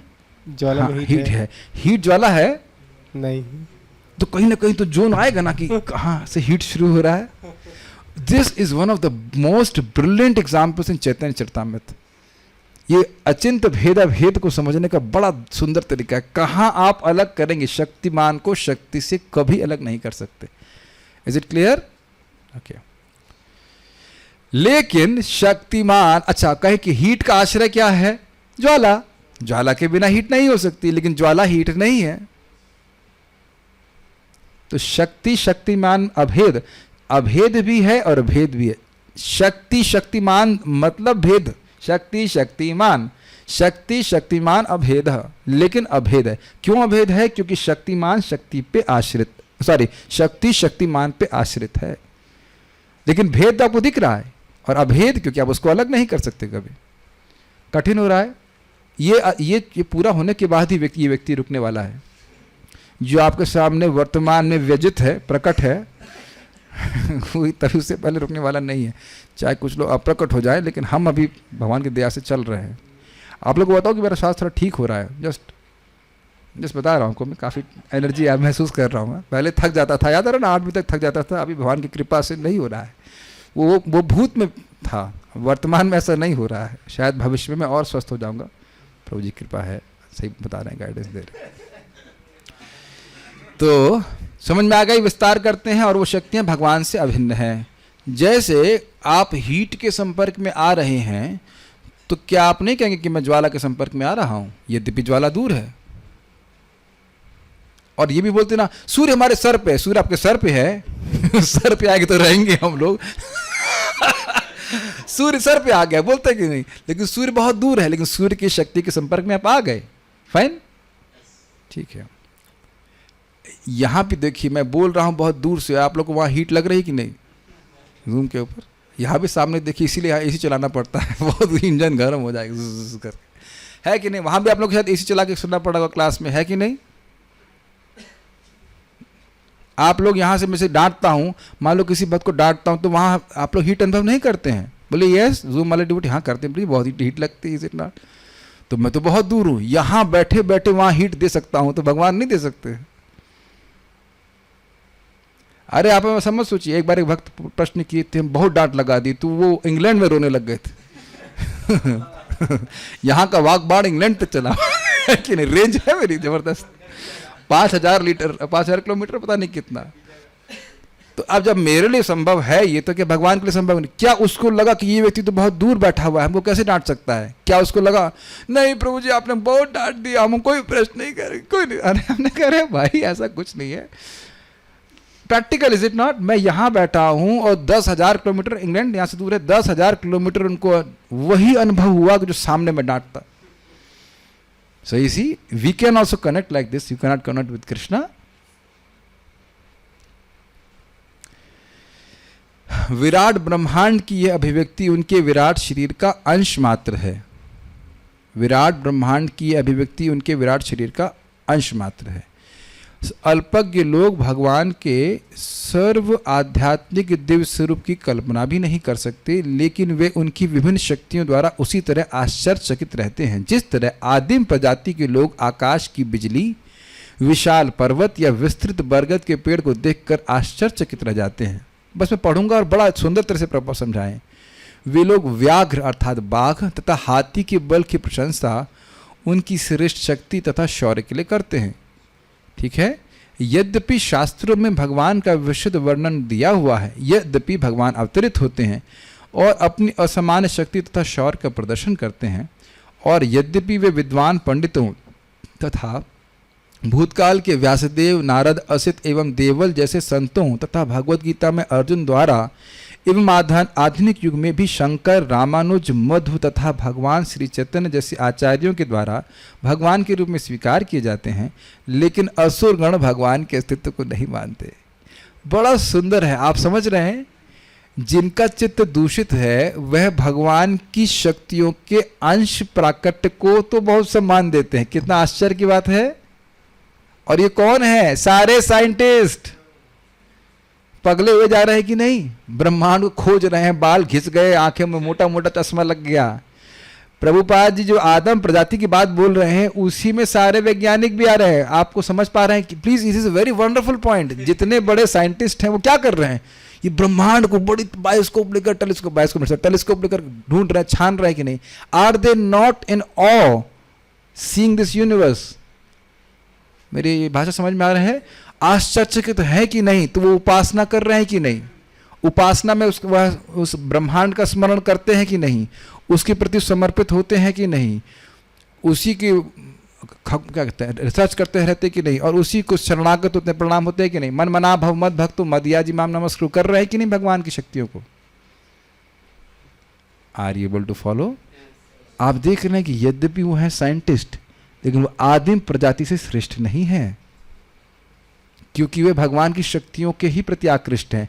और अब देखिए कितने आश्चर्य की बात है कि इतने सारे प्रमाण हैं कि कृष्ण भगवान है भगवत गीता में, भागवत में, तो उसको नहीं स्वीकार करेंगे। क्या बोलते हैं? बस कुछ लिखा रहेगा तो तुम विश्वास कर लोगे। लेकिन आप बताइए कि यहां पे मान लीजिए कोई कह दे कि ये ऊपर भारत की सैटेलाइट घूम रही है, तो आप क्या जाके ऊपर चेक करेंगे कि घूम रही है कि नहीं घूम रही है? बताइए। हाँ, वो मान लेंगे। अरे तो कहीं जो लिखा रहेगा वो मान लेंगे। न्यूज़पेपर में जो लिखा रहता है वो मान लेते हैं, है कि नहीं? जबकि जानते हैं कि वो एक नंबर के मक्कार और झूठे हैं। मैं असत्य बोलूंगा, असत्य के अलावा कुछ नहीं बोलूंगा, ये उनका व्रत है।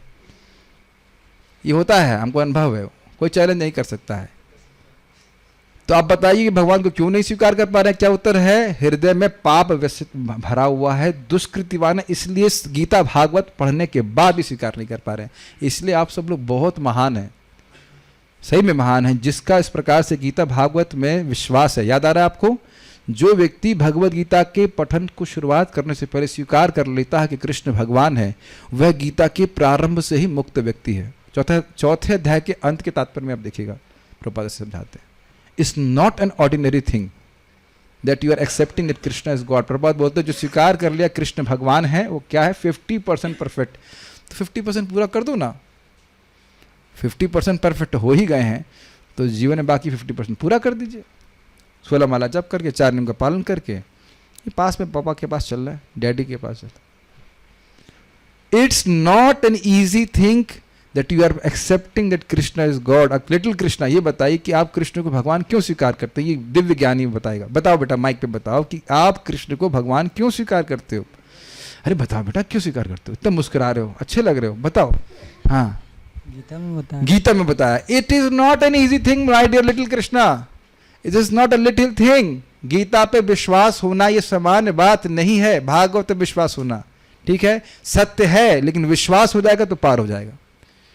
फाइन, इसलिए रोज सुनिए, तब हुआ है विश्वास, ठीक है। और ये लोग नहीं मानेंगे। असुरगण शास्त्रों के किसी भी साक्ष्य को स्वीकार नहीं करते। क्या प्रमाण है कि कृष्ण भगवान है? तुमसे पूछो, तुम कौन से प्रमाण को मानते हो?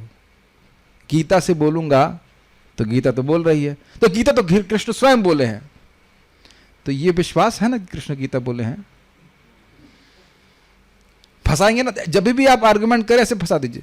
आपको विश्वास है ना कृष्ण गीता बोले हैं?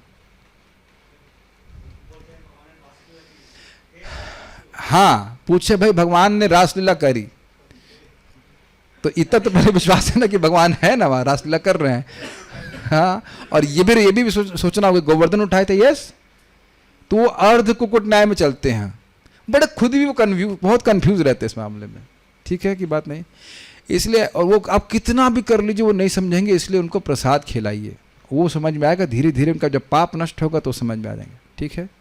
न ही वे आचार्यों के प्रमाण को मान्यता देते हैं। एक जगह कोई क्या नाम है प्रभु जी का, हमारे गुरु भाई हैं, चैतन्य चरण प्रभु को प्रश्न करता है, हम आचार्यों की बात को क्यों स्वीकार करें? पता नहीं प्रभु जी ने क्या उत्तर दिया, हम तो फायरिंग कर देते। तो किसकी बात स्वीकार करते हैं आप? घर में मम्मी की बात स्वीकार करेंगे? प्रभु, ऑब्वियसली प्रभु जी तो बहुत माइल्डली उत्तर दिए होंगे, आचार्यों की बात ना स्वीकार करें, श्रीधर स्वामी की बात ना स्वीकार करें, चक्रवर्ती बात की स्वीकार ना करें, बात प्रभुपाद की बात ना स्वीकार करें, तुम्हारे बाप की बात स्वीकार करें। इसीलिए हम ऐसे व्यक्ति क्या बोलेंगे? उल्लूक अनुगत्य, उल्लूकोनगत, उल्लूक के अनुगत। एक्सप्लेनेशन दे दे रहा हूं परपट। उल्लूक मतलब उल्लू और अनुगत मतलब उनके अनुयायी। उल्लू के पट्टे का संस्कृत वर्जन है उल्लूकोनगत। बेवकूफ है, न्यूज़पेपर की बात मान लेंगे लेकिन शास्त्र की बात नहीं मानेंगे, ये उनके पाप को सूचित करता है। और ये देखिए, हमारी बात नहीं बुरा मानेगा, हम बुरा, भगवान इस बात को बोलते हैं, नमाम दुष्कृतनो मूढ़ा, मूर्ख हैं, प्रपद्यन्ते नराधमा। अब नराधम शब्द बहुत खराब है, आप वही उल्लू का अनुगत खराब लग रहा हो, कहीं तुम इंसानों में सबसे नीच हो, तो एक अच्छा बात है, भगवान बोल रहे हैं तो हम उनका नाम बात रिपीट कर रहे हैं, नराधम। उसके बाद क्या है? माया अपहृत ज्ञाना आसुरम भाव मात्र। अरे तुम असुर हो, तो ये खराब बात है ना। क्यों असुर है भाई? क्योंकि भगवान को शरणागत नहीं है, ये बोल रहे। वे तुरंत अपनी आंखों से उन्हें देखना चाहते हैं, अतएव वे भगवान के शरीर को विराट रूप में देख सकते हैं। देखिए, डांट तो लगा दी, अब उनके लिए सोल्यूशन देखिए। और वही रूप उनकी चुनौती का उत्तर दे सकता है। और चूंकि वे व्याघ्र, हाथी या वज्र जैसी श्रेष्ठ भौतिक वस्तुओं के समक्ष श्रद्धावनत होने के आदि हैं, अतएव वे विराट रूप को सम्मान प्रदान करते हैं। आप देख रहे हैं कि हाईलाइट क्यों किया गया? Can you get this point? क्योंकि वह भौतिक प्रकृति को शरणागत होने के अभ्यस्त हैं। तो वेद क्या कह रहा है? अब समझ में आया कि वेद भगवान का रूप दिव्य है, तो इस जगत को जो भौतिक है उसको भगवान के रूप में वेद क्यों वर्णित कर रहा है, या सुखदेव गोस्वामी क्यों बता रहे हैं? क्योंकि वह दया से युक्त है। ये व्यक्ति अपने असुर स्वभाव के कारण भगवान की दिव्यता को नहीं स्वीकार करेगा, भगवान सामने खड़े हो तो भी, लेकिन क्योंकि यह भौतिक प्रकृति को देखकर उसके प्रति सम्मान उपस्थित करता है, चलो वही सम्मान शुरू करो। Are you able to follow? तब देखिए, असुरों को भी एक तरह से, असुर या जो भौतिकता में लिप्त है, उनको भी इस घेरे में ले लिया गया है ताकि वह भी शुद्ध हो जाए।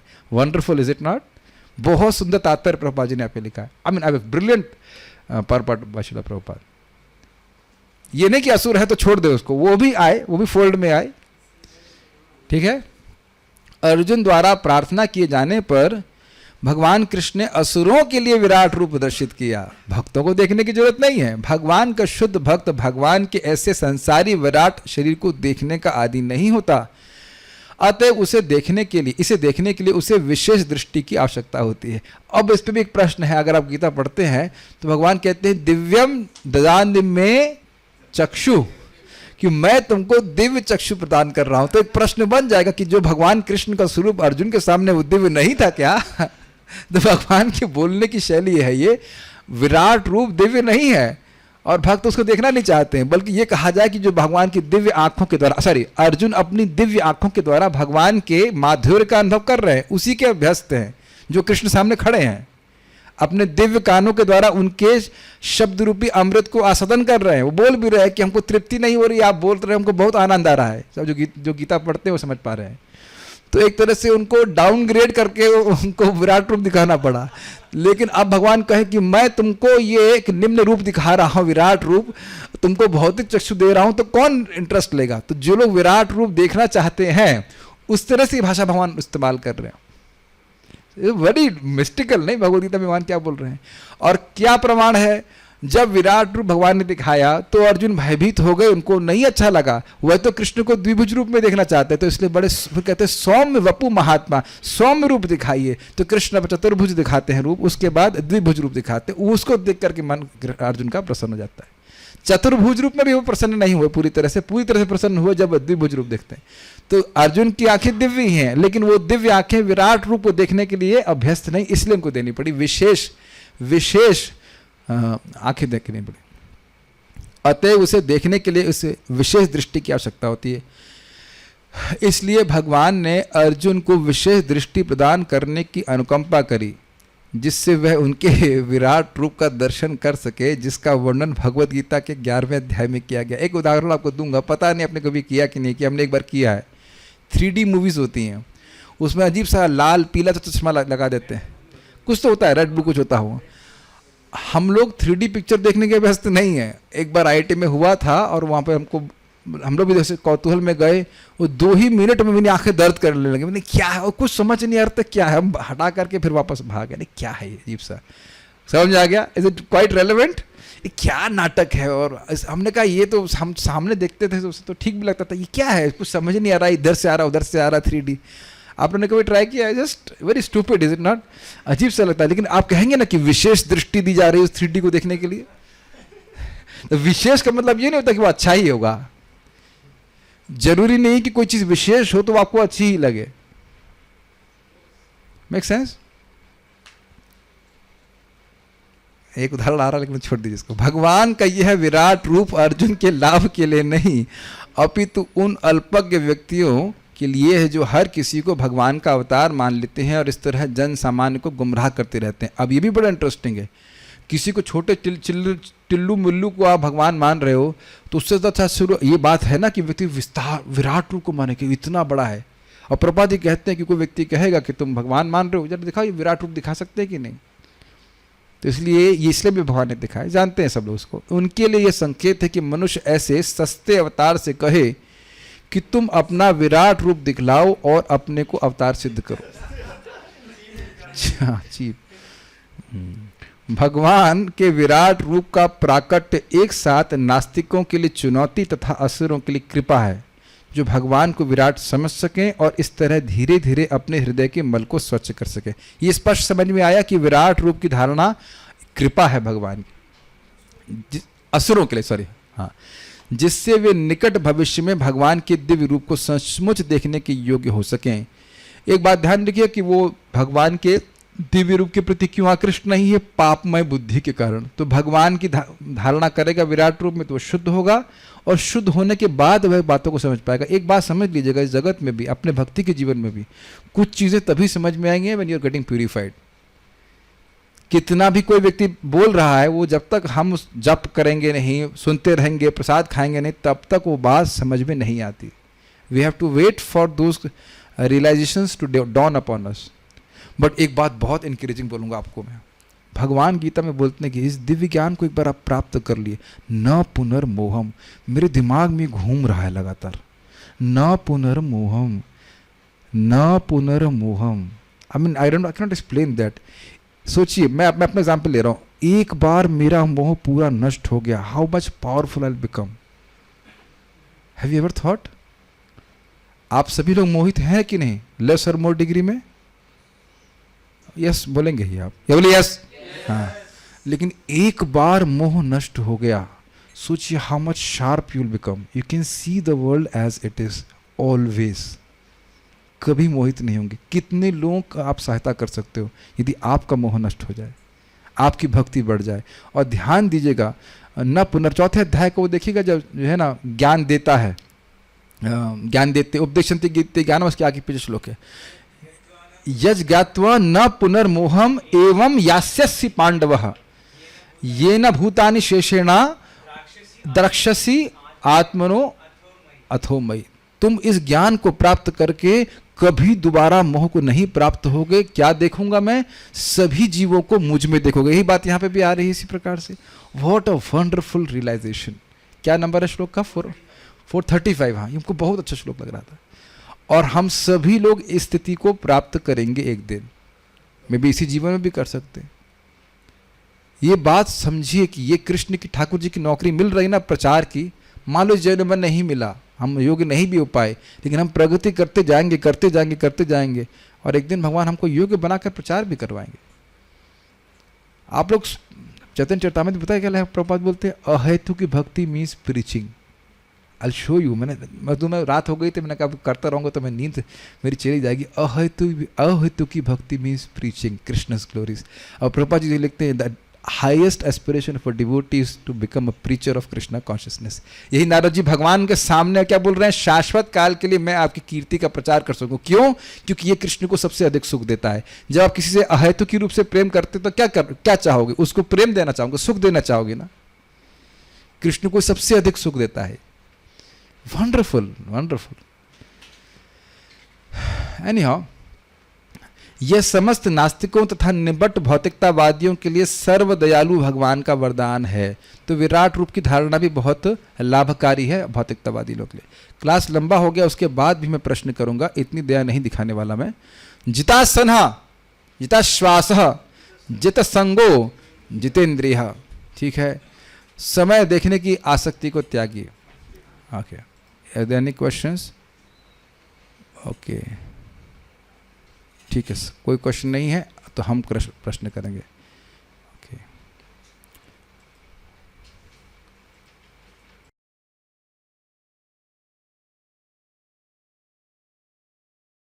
श्रीधरी के अनुसार विशेषस्तस्य देहोयम का अर्थ बताइए. कौन उत्तर देना? ओके, प्राची माता, Priya is ready. Yes please. Hare Krishna Prabhu ji. Shridhari के अनुसार. एक मिनट रुकिएगा, आपकी आवाज नहीं आ रही, ये बंद हो जाता है.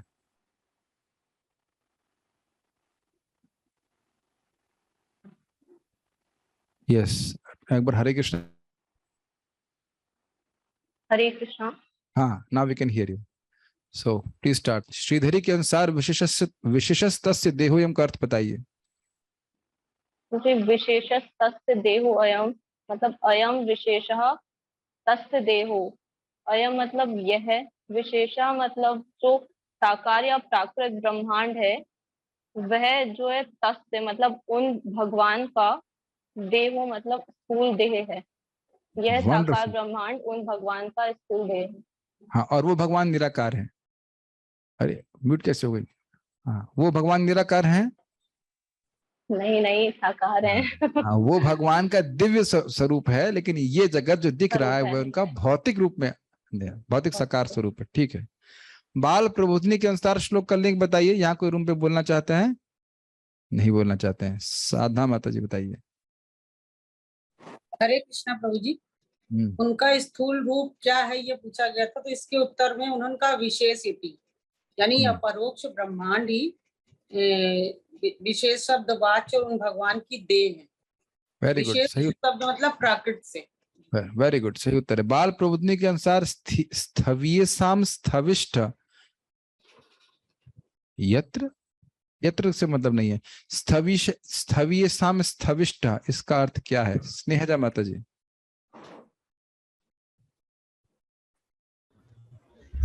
हरे कृष्णा. स्थवीय साम, तो स्थवीय साम का अर्थ है कि ब्रह्मांड और ब्रह्मांड के भीतर जितनी भी वस्तुएं हैं, तो ब्रह्मांड और ब्रह्मांड के अंदर भीतर जितनी भी वस्तुएं, ये पता लगता है स्थवीय साम से. और स्थविष्टः, तो स्थविष्टः का अर्थ है कि उससे स्थूलतर है। तो यानी जितने भी समस्त भौतिक पदार्थ हैं तो उनसे स्थूलतर है भगवान का देह। भगवान का विराट देह है ये ब्रह्मांड, हाँ विराट सर। इस ब्रह्मांड की सभी स्थूल वस्तुओं से अधिक स्थूल है। ब्रह्मांड ब्रह्मांड की वस्तुओं से स्थूल है। ध्यान से सुनिएगा, आपने थोड़ा मिस्टेक किया। ब्रह्मांड से स्थूल नहीं है, ब्रह्मांड की वस्तुओं से स्थूल है। ओके, ब्रह्मांड की धारणा की जाती है, ब्रह्मांड के बाहर तो आप धारणा नहीं कर सकते ना। ध्यान से सुनिएगा, ब्रह्मांड के बाहर धारणा नहीं की जाएगी, ब्रह्मांड के अंदर धारणा की जाएगी। ब्रह्मांड के बाहर क्या दिखाई पड़ेगा? इसमें यत्र का अर्थ भी बता। नहीं, ये ब्रह्मांड विराट शरीर के रूप में धारणा की जा रही है, और वह इस जगत की किसी भी स्थूल वस्तु से अधिक स्थूलतर है। तो ये स्थवीय साम स्थविष्ट का अर्थ है। यत्र वैसे जोड़ दिया, पता नहीं यत्र क्या बोला। श्रील प्रभुपाद जी के तात्पर्य से भगवान की सर्वव्यापकता को भगवत गीता से वर्णन कीजिए। रामकृष्ण प्रभु नहीं बताइए, अमल कृष्ण बताएंगे। ठीक है, खाली आपका नाम बोल रहा था नामाभास के रूप में, अमल कृष्ण। यस। भगवद गीता में 13वें अध्याय के 14वें श्लोक में बताया गया है कि भगवान के हाथ, पैर, पाँव, आँख, सिर तथा मुंह और उनके कान सर्वत्र है, और इस तरह से भगवान सभी जगह सभी वस्तुओं में व्याप्त होता है, वो सब जगह स्थित है। यस। और हाँ, एक बात तो ना शायद भूल ही गया पूरे टाइम की, वस्तुओं को देख करके वस्तु का नहीं भगवान का स्मरण करना। वैसे बोल चुका था, फिर रिमाइंड कर रहा हूँ। ठीक है, सापेक्ष जगत में सर्वत्र भगवान की शक्ति का वर्णन किसके उदाहरण द्वारा दिया गया, और इस संबंध में विष्णु पुराण में क्या कहा गया है? Other devotees are not speaking anything. ये तो बहुत इजी बात है। ओके, 3 डिवोटी तो बोल चुके हैं, बाकी सब चुप हैं। कृष्णलादनी माता जी आप थक गई हैं, फिर भी पूछेंगे आप, बताइए। नहीं याद आ रहा है, नींद आ रही है। सापेक्ष जगत में सर्वत्र भगवान की शक्ति का वर्णन किसके उदाहरण किया? प्रेम कृष्ण प्रभु, बताइए। ये तो पहले से हाथ खड़ा कर रहे, दिखाई नहीं रहते। जल्दी से बोलो, इट्स वेरी इजी। सूर्य के द्वारा। हाँ, सूर्य की तरह। आगे क्या बताऊं? ऐसे उत्तर देंगे, सूर्य की तरह। सूर्य का क्या? सूर्य का ताप, सूर्य का टेम्परेचर, किरणों से उसकी उष्मा। और कैसे बनेंगे यहाँ लोग प्रचारक, हमको समझ में नहीं आ रहा है। श्याम सुंदर बताएगा, ब्रह्मचारी बताओ, खा पी कर क्या है? चलो, थक गए इसलिए। हाँ, लिखा हुआ है वहां पे, क्या कर रहे हैं? पढ़ करके कुछ आते नहीं है, बोलिए। हाँ, जिस प्रकार से सूर्य स्थिर रहकर भी सर्वत्र प्रसारित रहता है, सूर्य एक स्थान में रहकर सब जगह अपने प्रकाश को दे रहा है। भगवान अपने स्थान पे रहकर सब जगह जगत में प्रकाश दे रहे हैं। इसमें क्या कठिनाई है? पद्म पुराण से अग्नि का एग्जाम्पल दिया गया था कि जैसे अग्नि में उसकी किरण, उसका ताप और उष्मा। अग्नि एक स्थान पे है, उसका ताप और उष्मा सब जगह विद्यमान है। कहाँ है? कुछ देखने के लिए फोन नहीं है। अब आपकी बहुत थोड़ा सा आपको हीट ट्रीटमेंट देना पड़ेगा लग रहा है। अभी चोट लगी है, चलो फिर ठीक हो जाओ। उसके बाद अल्पज्ञ लोग एवं असुर गण कौन से 3 प्रमाण होते हुए भी, वाह वंडरफुल क्वेश्चन, भगवान के दिव्य रूप की कल्पना नहीं कर सकते? लादनी माता जी, नॉट कृष्ण लादनी माता जी, नहीं उत्तर पता है। अच्छा, इधर कोई और? श्याम सुंदर प्रभु, ओके बताइए, माइक दीजिए। अब ये लड़का चला चमक रहा है, बोलिए। आपने बताया था प्रभु जी, जिस प्रकार से आदिम साइंटिस्ट लोग, साइंटिस्ट वाला देना प्रभुपाद जी के तात्पर्य बड़ा स्पष्ट है। अल्पज्ञ लोग एवं असुरगण कौन से 3 प्रमाण होते हुए भी भगवान के दिव्य रूप की कल्पना नहीं कर सकते? एक तो भगवान का विराट शरीर जो है वो ओके, दीप्ति माता जी।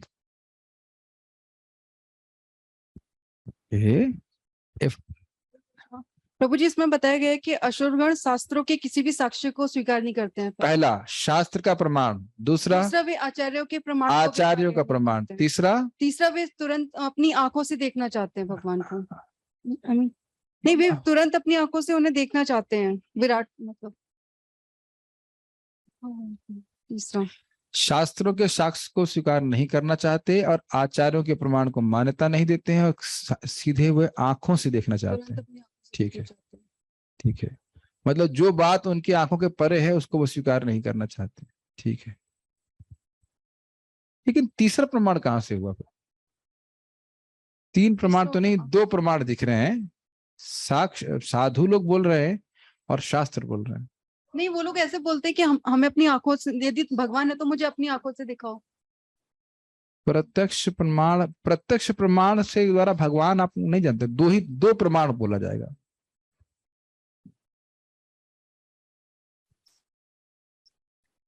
लेकिन एक बात है, जब भगवान श्री कृष्ण यहाँ पे उपस्थित थे तो गोवर्धन उठाए हैं, ये तो प्रत्यक्ष है ना, फिर भी वो स्वीकार नहीं करते कि कृष्ण, ये भी अर्थ थे।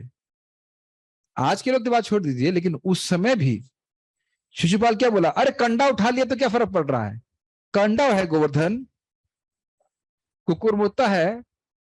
अब बताइए, भगवान अगर सामने भी आ जाए, दुर्योधन के तो सामने भगवान विराट रूप भी दिखा दिए, फिर भी वो स्वीकार नहीं किया। प्रत्यक्ष भी हो, लेकिन वैसे यहाँ पे दो प्रमाणी बात बोले जा रहे हैं।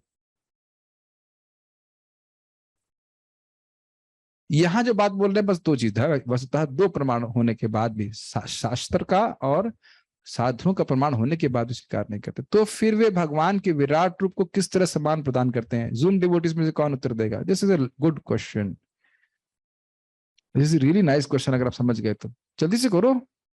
प्रिय Shri Mata ji, please help us, ये बच्चे लोग कुछ नहीं समझ पा रहे।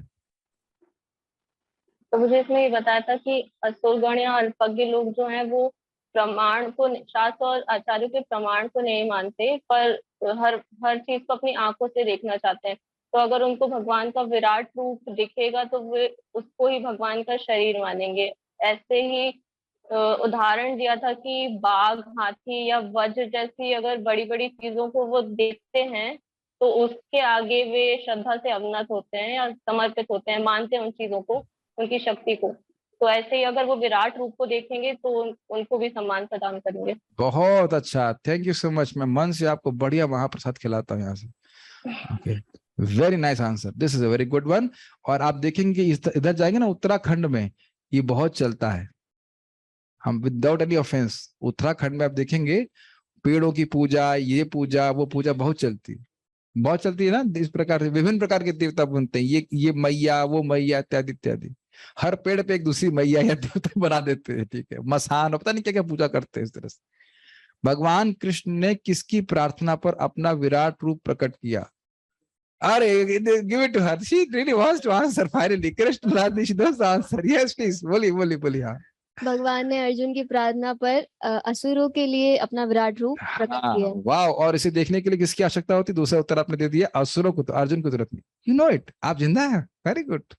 भगवान का विराट रूप किन के लिए वरदान है और किस लिए? साधना माता जी प्लीज आंसर दे। ओके, 1 सेकंड, वर्षा माता ji, will give chance to her, she has not answered, please बोलिए। हरे कृष्ण प्रभु जी, भगवान का विराट स्वरूप असुरों के लिए और अल्प बुद्धि वालों के लिए वरदान स्वरूप है, क्योंकि वे उनके दिव्य स्वरूप को समझने में असमर्थ हैं अपने दूषित चित्त के कारण।